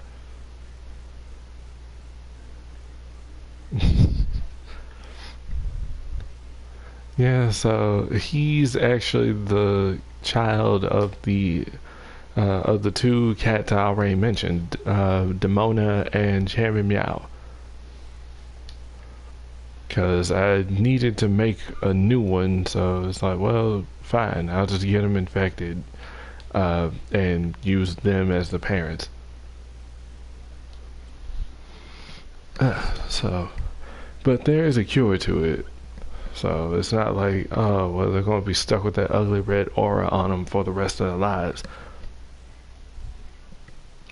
So yeah, they end up having a badass son. So that's cool. I just wish that there was more. I just wish that there was like more with like the parentage and the lineage. So that then yeah, you could have like a really dope pedigree for your cat. So they have like their natures and all that. So then you could have like a more playful cat or one that's more combat oriented. You know, like one that likes to toy with their opponent or one that likes to just go for the throat and just kill them. You know, stuff like that. You know, they can have like the trickster and all that. Okie dokie. So, yep. Yeah, I named him that on purpose. Yeah, kind of. But the system isn't that in-depth enough for them to do that. Okay, so I am going to generate some enemies for us to fight. So, let's see. I want... Let's see, they're all in alphabetical order, right? Okie dokie. Oh, right, this is the wrong faction. Let's see, corrupted, heavy gunner. I want 6 of them. And I want them at level 65 is good. Friendly fire, invincibility. We'll turn invincibility on, we'll pause AI, and we'll simulate. So this is not a practical way to evaluate this stuff, but it still works. So this is Jin already doing what it does. See, and that's its ability going all the way off. And then it's sitting there pummeling them. Now these are against level 65 armored enemies. Look at that. It's still not doing quite as much. Now that's him doing that. Here's mine. Wait for it. 3, 2, 1. Did not go up.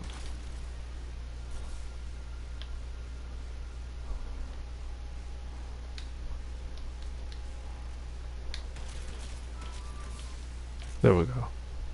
Now look at how much more damage mine did compared to his. Now look at that. You can see the dots, all those little numbers flying around. That's how much simultaneously, like 247, 247, 247, 38, 38, 38. You know, yeah. And look at that. Look how much more I whittled that down. This one took more damage because they were the host.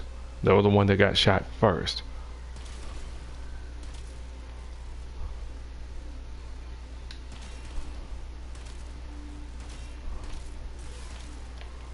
Yeah, that's the other reason why I'm not too fond of this gun, because 2, 3.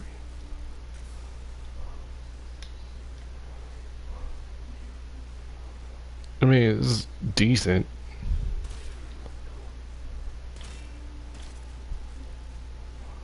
But it's a little too reliant on that.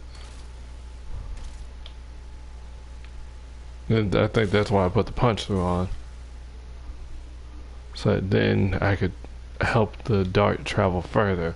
Which is probably also why it doesn't work like it ought to, but maybe I'm wrong. I don't know. So we're going back here and we're going to simulate these enemies again. Okay. So yeah, I put on gas electric. I can change it to corrosive. So that we can do like corrosive heat. You know, and try and like let that do something. It's not going to do much, and this is where raw damage also ends up playing a factor.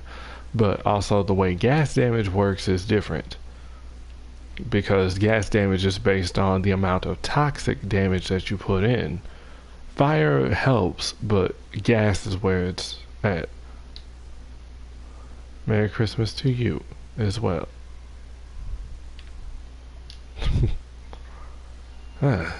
Let's see. It is really hot. It was unseasonably warm today. Alright. So, we got our enemies set up. So let's try again. Let's see. Go on, Jin. Do what you do. There are enemies in front of us. Do you not want to attack them? Okay. Some of them are still here. Okay, Sentinel's too stupid.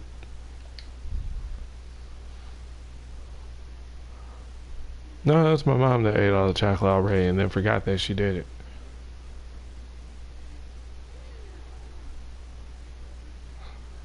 See, now it's just 1, 1, 2.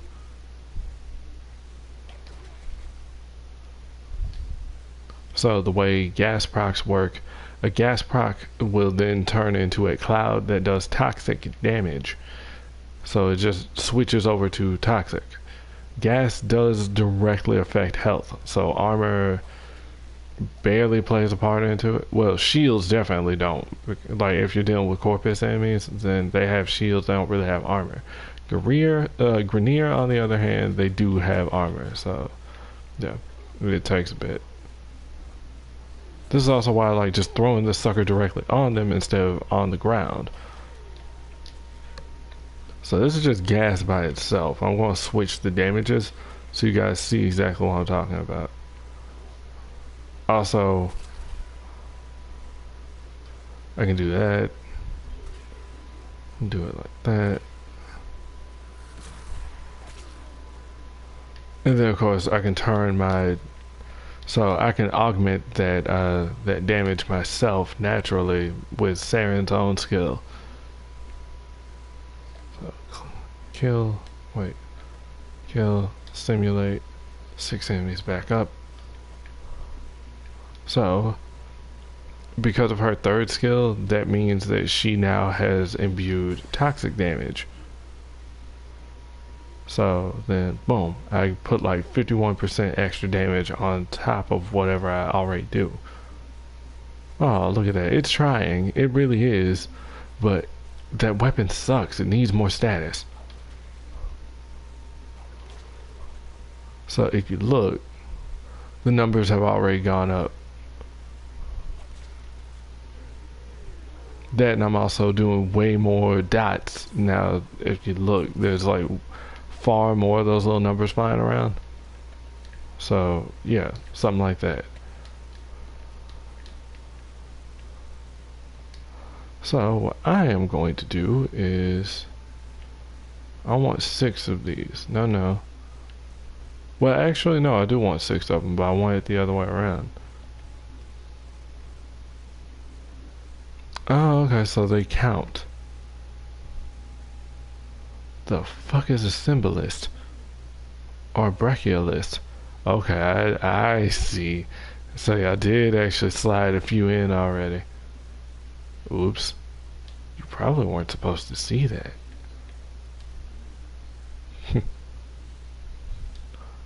And then give me 6 corrupted heavy gunners, same level, simulate. So no, they don't have the exact same health and stuff like they should, but for the purpose of demonstration, yeah. Alright. So we are going to adjust our damage. See, this is what I was talking about. So I have, what is that, 150% toxin with this 60% heat, and thus I have a gas damage of 4,271. Yeah, compared to, say, if I took that off, it would do like less.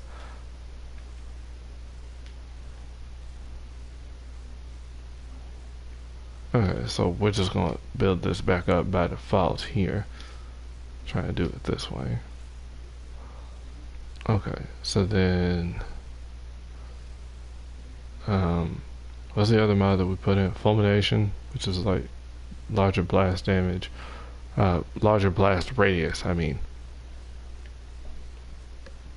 which wouldn't be bad. I mean, for me, that's exactly something I would put in there. Lethal Torrent would have been a good mod to put in. Okay, so what I'm going to do is I'm going to do corrosive damage. So that's toxic plus electric.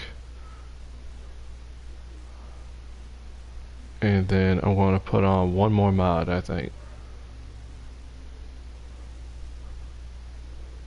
If I can remember where the heck it is, because I'm slow.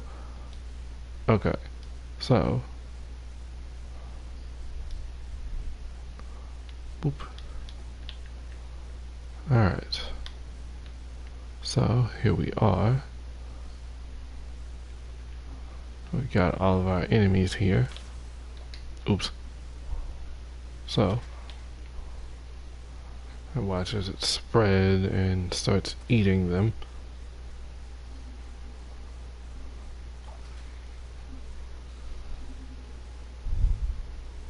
So you see that toxin right there also.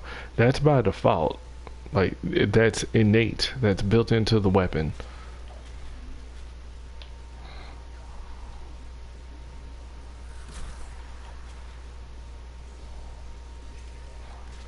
Yeah, I thought that this would have eaten through them already. I mean, it's eating them alright, but it's not eating away their armor like I thought that would. So, yeah, that's not bad, especially with the extra damage that I put in. Because the extra damage makes it so it goes faster. I don't know, I could actually just sit in here for like a couple hours just demonstrating the crazy stuff that we can do. Let's see, so then viral electric. So I need to go get some cold damage here. Yeah, the game is all in the mods, basically.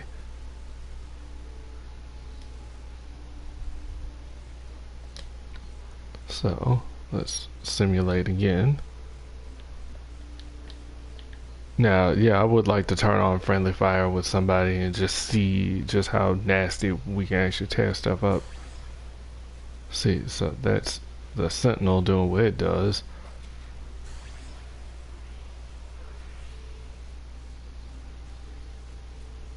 As you can see, their health is already down low. Yeah, that's because the viral damage cuts health in half.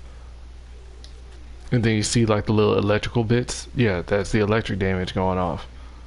That's the electric status. So that stuns them, keeping them in place, so they stay inside the cloud. The longer they stay in the cloud, the more damage they're going to take.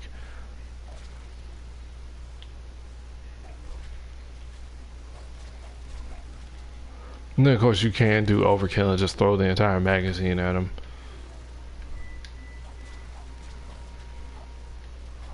See, so that won't just whittle them down.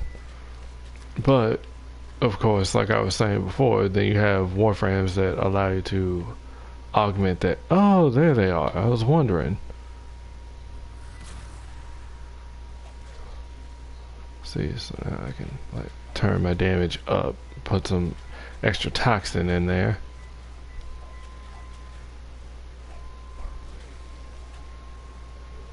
And look at that, we're just whittling them away, just working on them.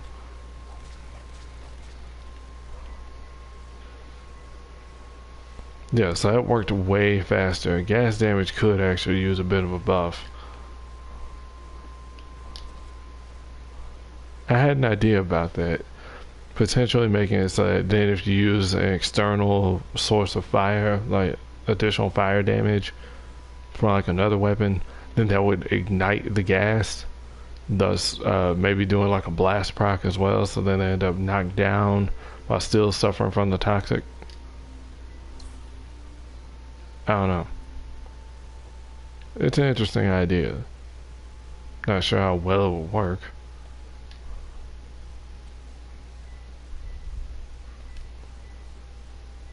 I will be right back.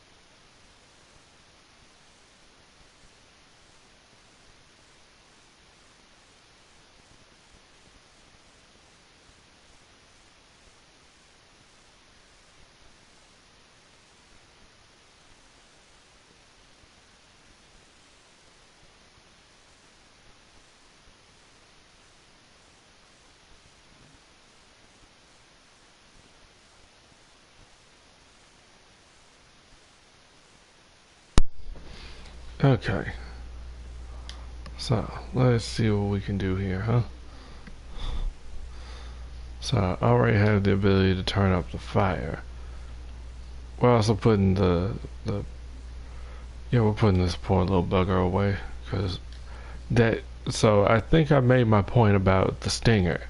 The Stinger could use a status buff as well as possibly be switched to burst, or maybe full auto.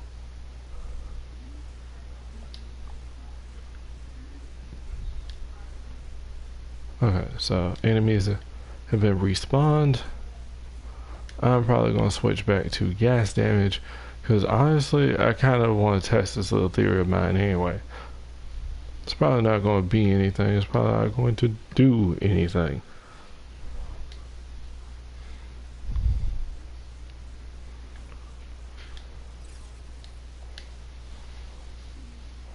I've already got those steps. I don't want to change them. And here's that other machete I was talking about. Not bad. Just gonna take this stuff off of there and put on some fire so we can try and cut some stuff up.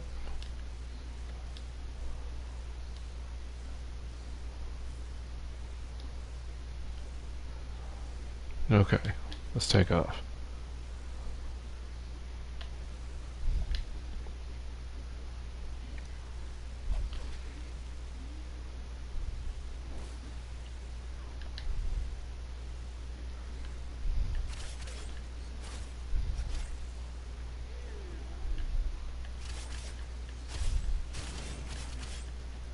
Alright, that's because I've got like ridiculous amounts of fire damage.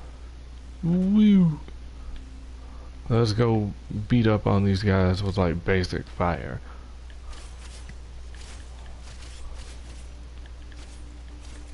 What?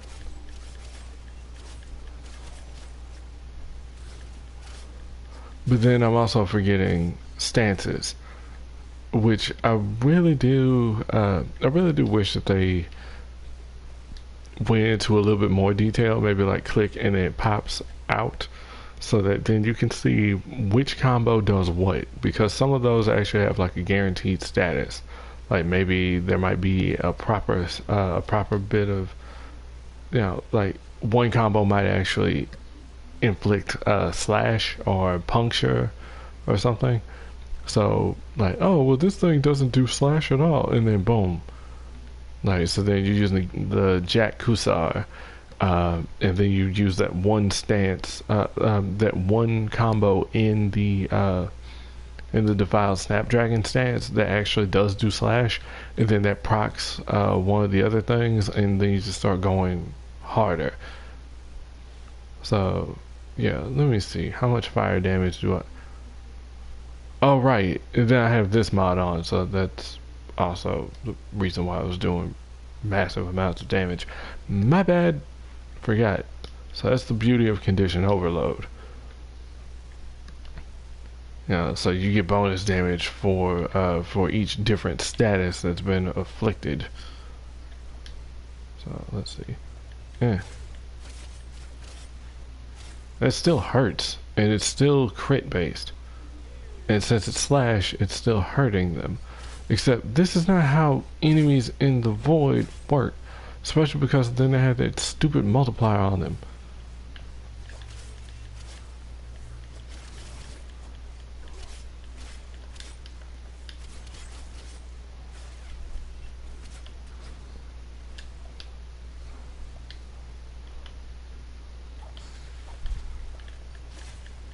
So either way, at least in the simulacrum, I'm still able to just tear through enemies like they aren't anything.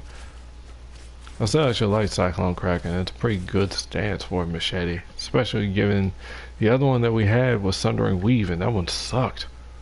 If anything, I think you should have possibly also improved Sundering Weave, just so we would not have the one sucky stance and the one that's actually good. Sorry, but it makes sense, at least to me. I appreciate the fact that they're the same. Yeah, I appreciate the fact that they're the same polarity at least. Like, dude, all that was just raw damage. Like, the physical melee damage up. Well, melee damage up, and just fire damage, elemental, and it was already. Yeah, and then like this stance sucked, but for some reason it looks like it's way better now. Like they fixed the animations. I might actually have to go check the patch notes from from a while back and see if they actually did, because it seems like they. I don't know. I'm trying to remember, because I remember like this sucker used to just be hack. You know, it didn't have any like nuance to it. It wasn't smooth. It was just hack, hack, hack, and it like you were trying to cut your way through the jungle instead of a proper fluid combination. Now it seems like there actually is a proper combination. I mean, because yeah, there's going to be chops, but shit. Like, okay. So it's Regent. Oh. Alright, well, fine. Well, we're already down here. Surprise!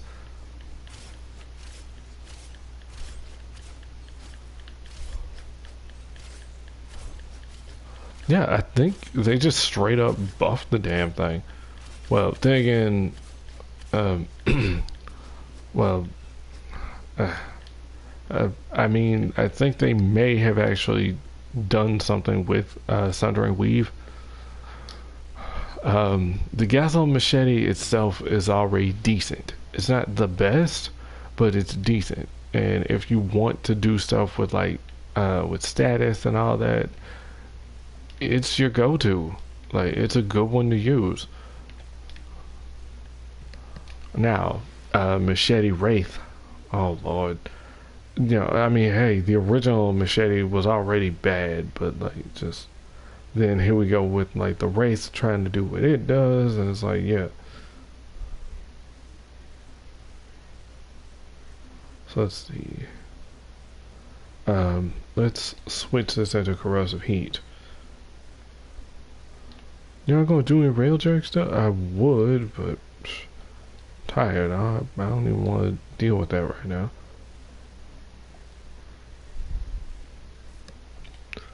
Yeah, and I know I'm sitting up still doing it. I said most of the time these streams are going to go at least 2 hours. I've already played normally for the majority of it.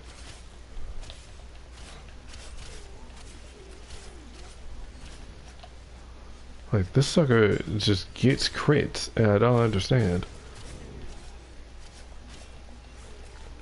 I'm going to guess it's because of the stance, but at the same time, even when I didn't have the stance on, I was just scoring crits.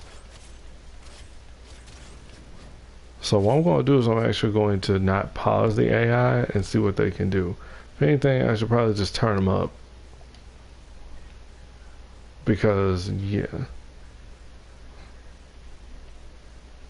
Let's see, level 100. Don't pause the AI. Simulate. I can already hear the bullets. This is why I turned on invincibility. Okay, so now we're getting into it. So now I have to build up my combos.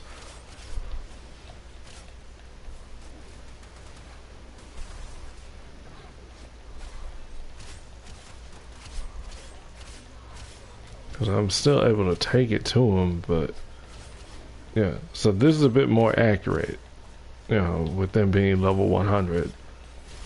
And then having that extra armor that scales and all that.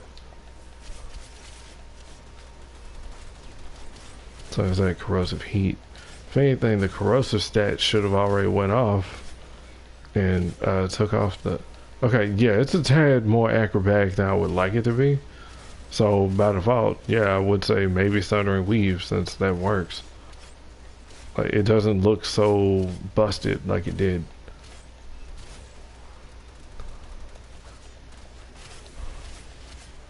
They did add some stuff to the melee system, so you can kind of like juggle them a little bit. You can like lift them up, similar to a Rhino Stomp, and then start doing stuff to them.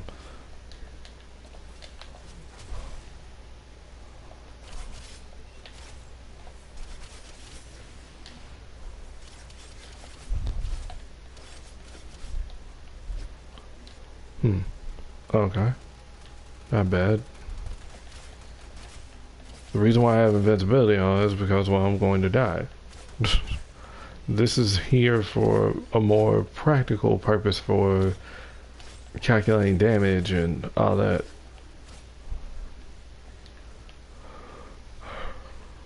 But yeah, I think I got my point across about the Stinger. Hell, about Sentinels in general, honestly.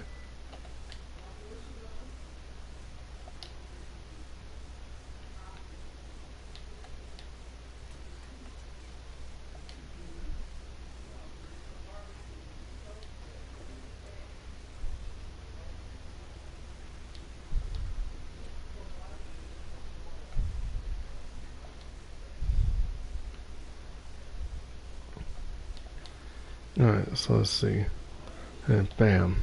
Enhanced.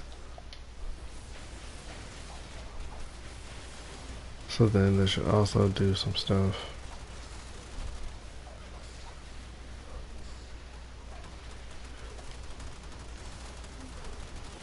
So then they should all also be affected by radiation as well.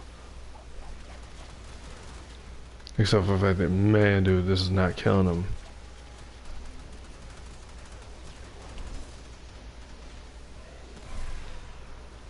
It's certainly helping to whittle them down, at least.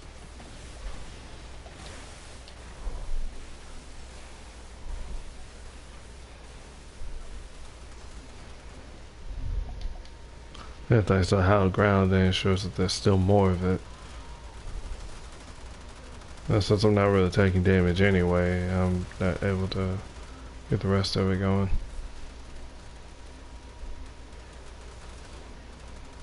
But adaptation's still going off.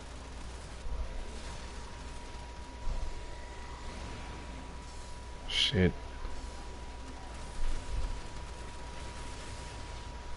Come on, build up, build up, build up, build up.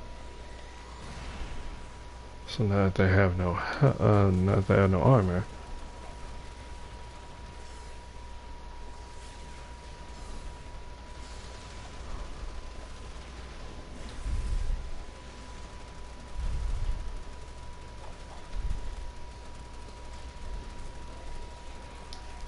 Yeah, now that they have no armor, or at least some of them don't, you actually see how it'll eat away at them. And, like, seriously, just 2 of those are enough. But some of them, on the other hand, no, because they still have all the extra armor.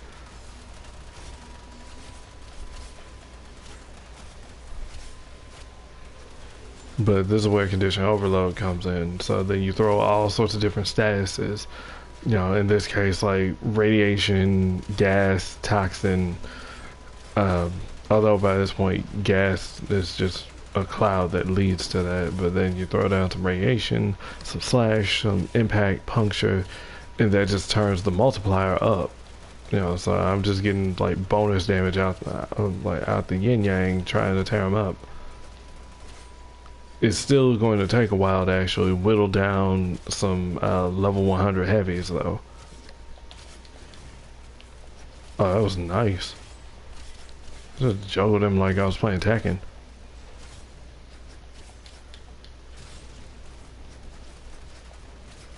Y'all don't seem to understand what y'all just walked into. Okay, so that's. I'm switching weapons. So where to put my babies? There they are. Also switching this to something else. I don't know what.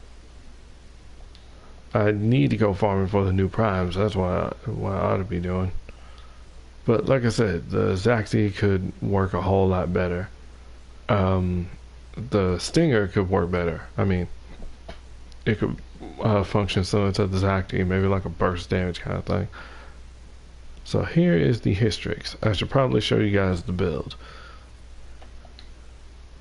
Yeah, I was also considering just doing build videos where I show you what I've got and how it works, or at least how I do it. So yeah, here's the Hystrix. Here is how it works for me. And you can select your quill, which determines the default damage that it's going to do in addition to puncture. Simulate y'all come back out. So this is poison quill, fire quill. So then it's whatever combo that you did plus whichever one of these things that you got. So we got the ice going. They don't combine. As far as I can tell, they don't actually combine. Instead, what they do is they are all separate. It's like those pins, you know, those pins with the separate tabs. So that you can pick like red ink, blue, green, you know, yeah. So it's like that.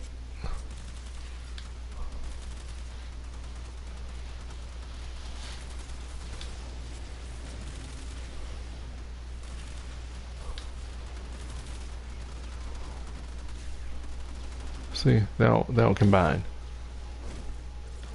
Instead, they just stack on top.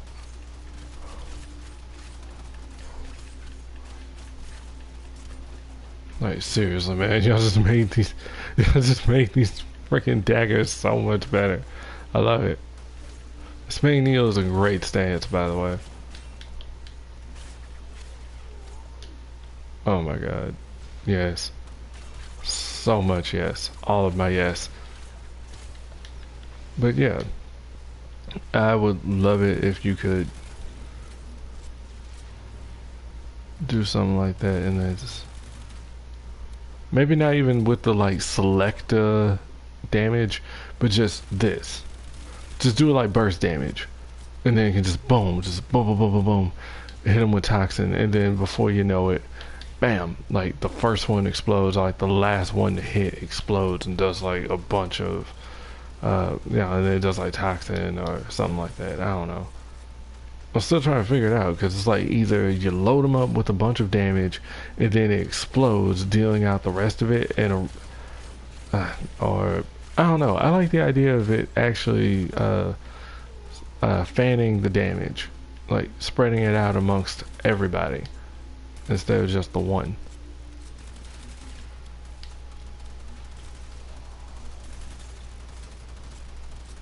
But yeah, I actually forgot how much I like the Hystrix. Because it's puncture by default, and then whatever you've modded it for, in my case corrosive, and then whichever quill that you put on top, which is separate, it's a completely separate damage altogether. So then I can do corrosive cold, corrosive heat, corrosive toxin, corrosive ice, you know, and that also sets up for condition overload, so I can try to hot swap between the 4 different quills in addition to whatever my combined elements are, and then just start wailing on them. You know, so then boom, I get like massive damage buffs. So this is the default build for my Fang Prime. As you can see, I've got prime pressure points giving me my base melee increase. Now I've got my 2 status mods down here. So I do toxin and status chance, fire and status chance. I've got my crit chance and crit damage. So that affects this right here by the cursor. Then I've got then I have my combo duration, which allows me to keep my combo count up. Because, well, if you stop, then like I think about 3 or 4 seconds, your combo goes away. This adds 12 seconds to that combo. So then, like, the more of a combo you got racked up, you know, you can do some really crazy, beautiful stuff.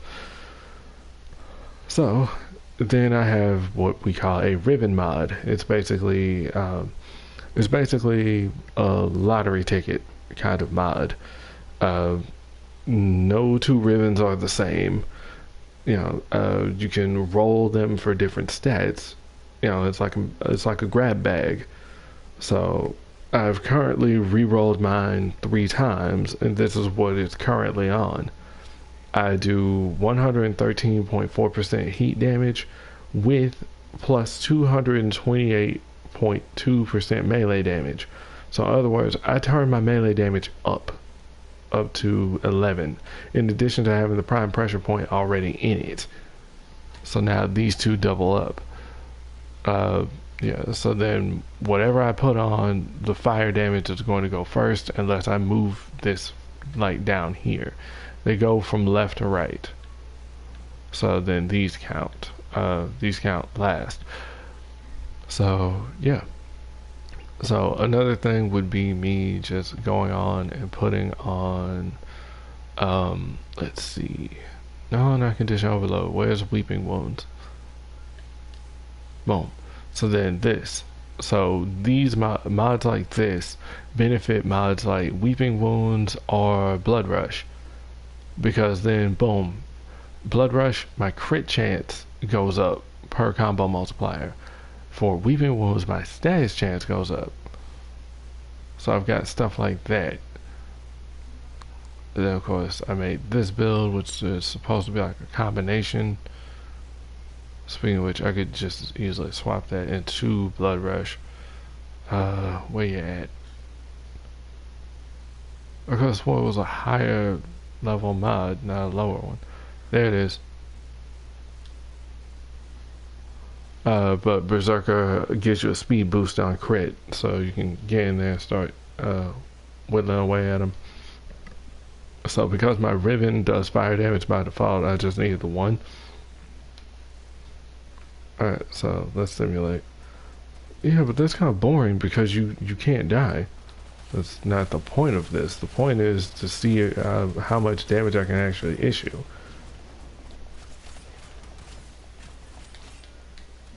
You idiots are actually doing the martial arts movie thing and coming at me one at a time.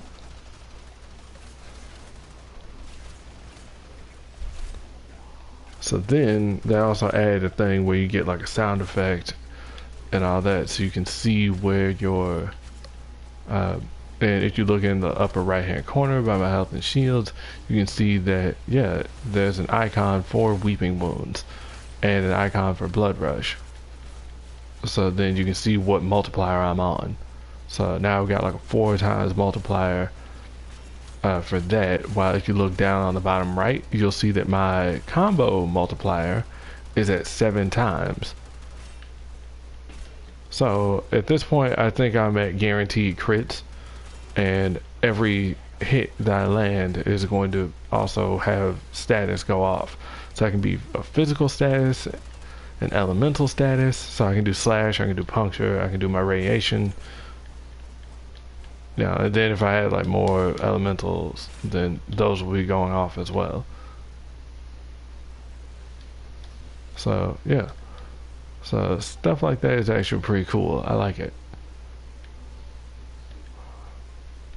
So in a practical situation, like actually out there in the field where they have proper stats instead of whatever kind of weighted stats they have here, it works. I'm able to like deal some pretty heavy damage. So I have to take a look at some of my other weapons and rebalance them, redo their mods to kind of reflect. Because this is basically going to be the combo build. I'm just going to put on Blood Rush and Weeping Wounds over in this build. I believe Bite was supposed to be the more physical based one. Yeah, so it was going to be a little bit more crit based with some physical stuff in there. So yeah. Meanwhile, status was not going to be that. It was going to do some other things here. So yeah, I was going to have like Weeping Wounds, Condition Overload. Healing Return wouldn't hurt either, so that I can heal back.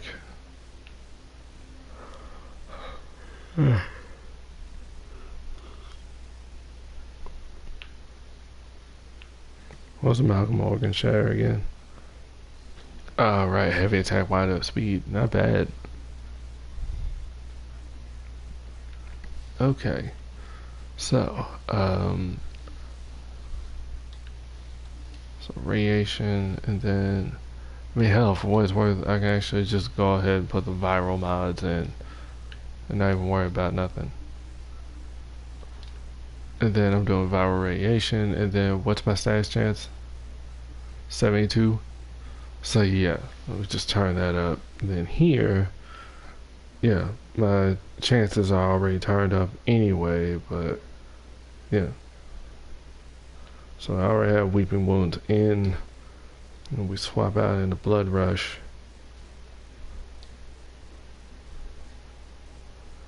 So then, like, yeah. It does kind of suck because then, but I still want to have the crit damage multiplier turned up like that. But then just like a couple hits should immediately take me up.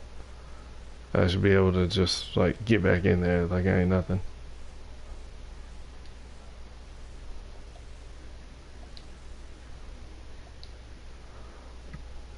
Well, ain't nothing to it but to do it. Let's try it. See if it works. Because I can sit up and talk and talk and talk, but it's a whole other thing to actually get in there and deal.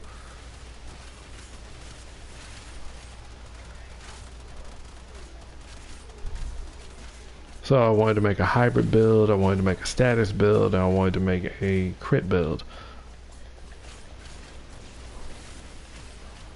So because of that combo duration mod, that set me up to easily start building into that fast.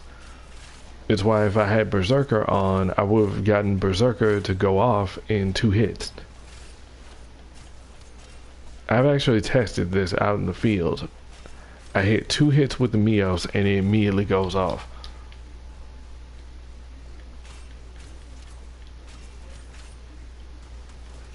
Yeah, so then we just again and we just start wrecking boys. But I like the idea of, yeah, now I've got both mods on and they should work together. They should both go off at the same time. As you can see, as the ×3 should be going to ×4 in a little bit. Yep, there it is. Both of them hit ×4 at the same time. Thanks to this additional radiation damage, just kind of get in there and just work on you, my friend. Beautiful. Masterfully executed. And thanks to having stuff like mod link, where you can basically just go to your arsenal and then there's going to be a link icon right here. See, and then you click that and then whoop, and then it'll say mod config. You can put another message before or after, hit, and then it'll go here. They you have to be in the orbiter or the relay in order to show it to people, but yeah. And then it basically shows a similar menu. So we're going to leave the simulacrum and we're going back to the orbiter. I spent more than enough time in here testing theories and all that.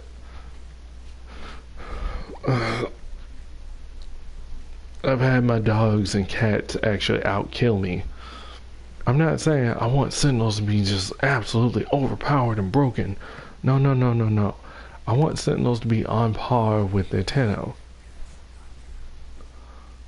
You know, like, maybe not super, super, you know, powered up, but good enough. Oh, this is probably good, because if this works in Railjack, then there's a chance for us to get rarer stuff. Good. Okay, so Rain, come on, help me. Right, this. So then you click on that and then it shows you something like this. See? And then boom, now you get to see what mods went into that person's build. So then if you wanted to copy that, then you could. And then you also see the stats that apply. So that's something else that they added not too long ago. Same goes for look link, which is similar. It's just then you get like the skin, the armor, the Sayandana, you know, that stuff. And then you can link that, and people can copy that as well.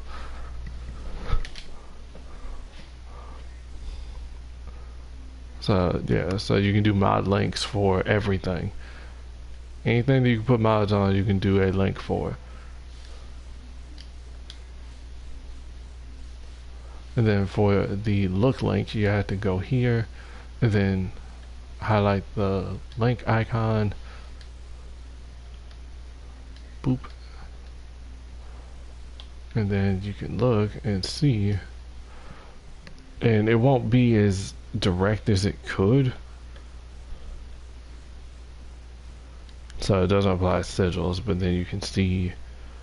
Now for somebody else, then it would have like a little panel right around here.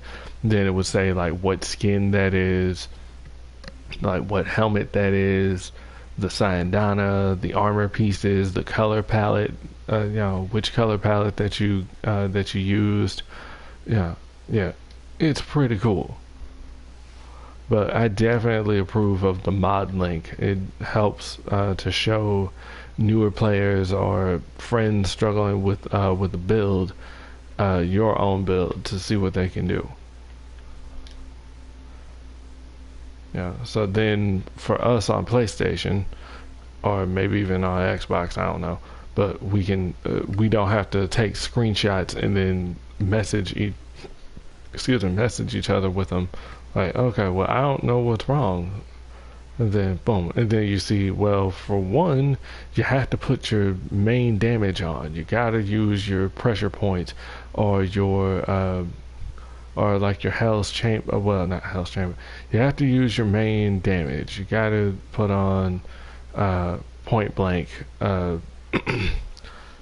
serration, hornet strike, pressure point. You have to use those mods, otherwise you're going to be a mosquito to an elephant. And that elephant is just going to swat you with their tail like you ain't nothing. So you want to have your main damage. If it just says damage, like this, put that on.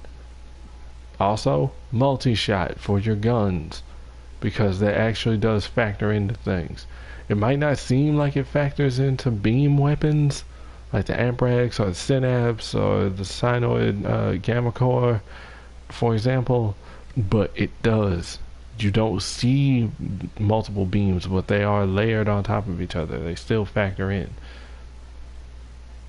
They don't factor when you're looking at the screen, like on this stat screen here, but they still technically do when actually being applied in proper damage calculation.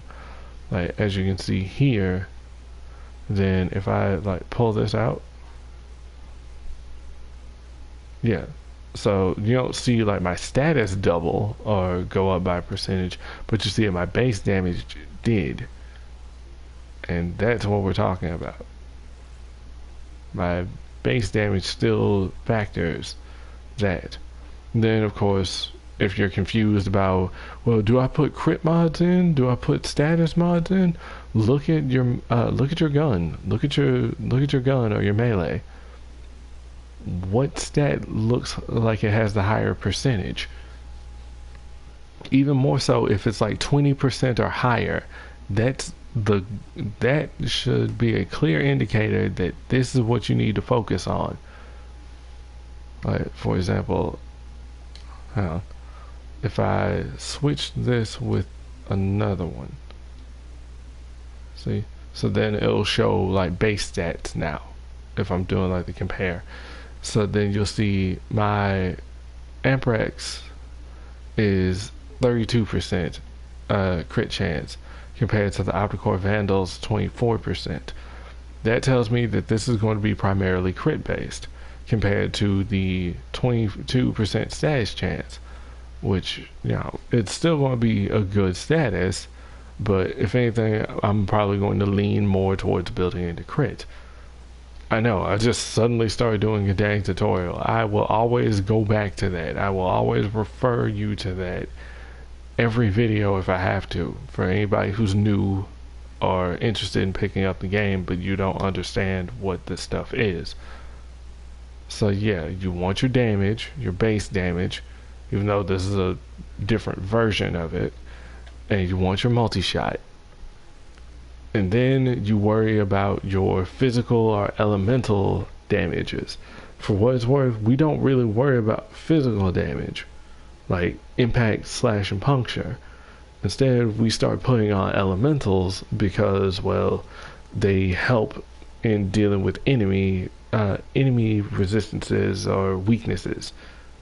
So, say an enemy has armor, you want corrosive damage so that you can try to strip away that armor.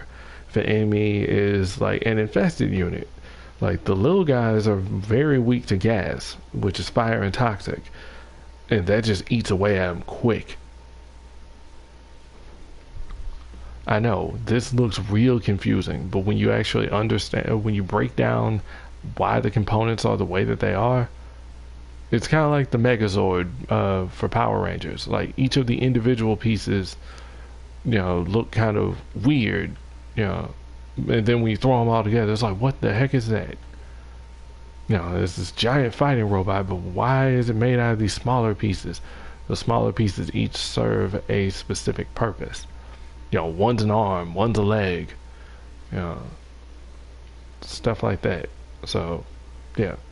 So, in the case of this build that I have right here, I've got my damage, like I've got my staple mods. That's what we call them, staples, because you always use them. There's never a time when you wouldn't use them. So then, like I said, this crit based. So as you can see, I've got that 95% critical chance with a 6.2 damage multiplier. The reason why it's 6.2 is because, well, hell, the reason why both of these stats look different than they do in this build is because I'm using 2 other mods to also boost that. So these are their corrupted equivalent. Well, this one's the corrupted one. I think this one is a nightmare mod. I can't remember anymore. But yeah, so then you put these 2 on there as well. So boom, 150 and then 48% combined together on top of the, what was it, like 24 or 22%. Yeah, so it's 95.4. This here 120 plus 60, bam, that leads to a 6.2 multiplier. That is, as far as I can tell, that's the highest that I can get on this without doing something else, because I think there's probably one more mod that can actually up that, but I do not want to put it on. I think, yeah, bladed rounds, I can try and shove that in too, which I kind of want to do it now. Which I think I did. Yeah, I did in this build. So I've got these mods here, and then I threw bladed rounds in. So as soon as I kill an enemy, for 9 seconds while I'm aiming, I get an extra 120% crit damage. So that just basically means I'm hitting you harder. So when I crit, I crit. When I hit a critical hit with the multipliers on there, then, well, it just means I'm going to hit harder. So that's what I'm trying to do.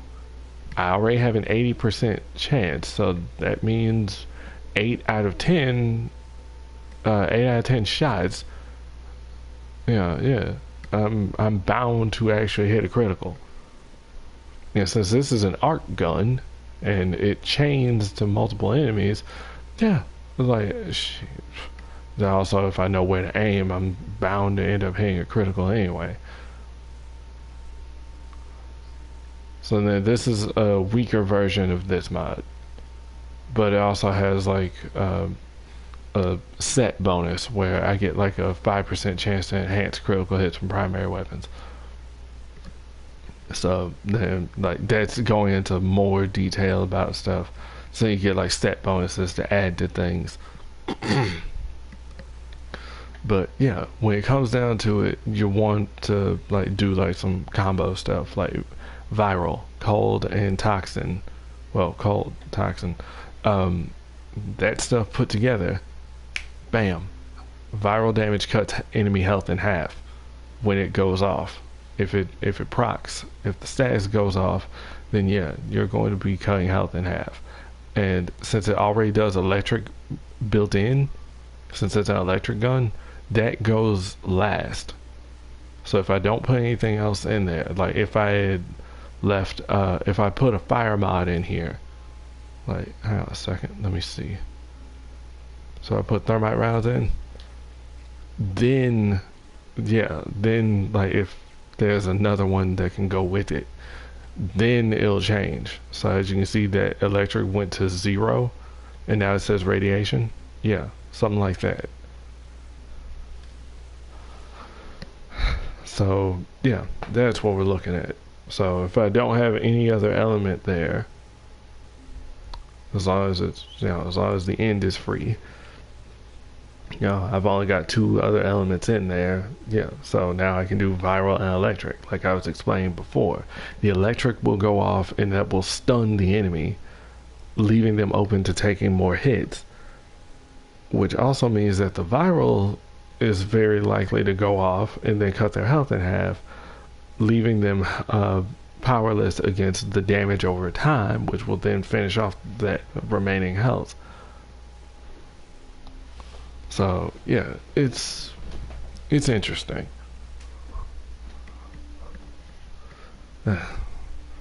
Sitting up strategizing and talking about stuff like that. That's what made me excited about Anthem. And then Anthem ended up being what it was, and I was disappointed, even though I hadn't actually played any of it. And now it's like discounted and stuff, and it's like, oh yeah, you can go get it. And I'm like, I don't know if I will. Possibly, but man, dude. Like, I think only one other person that I know actually has it. Well, that's just all the more reason to get it and make some new friends. I guess so.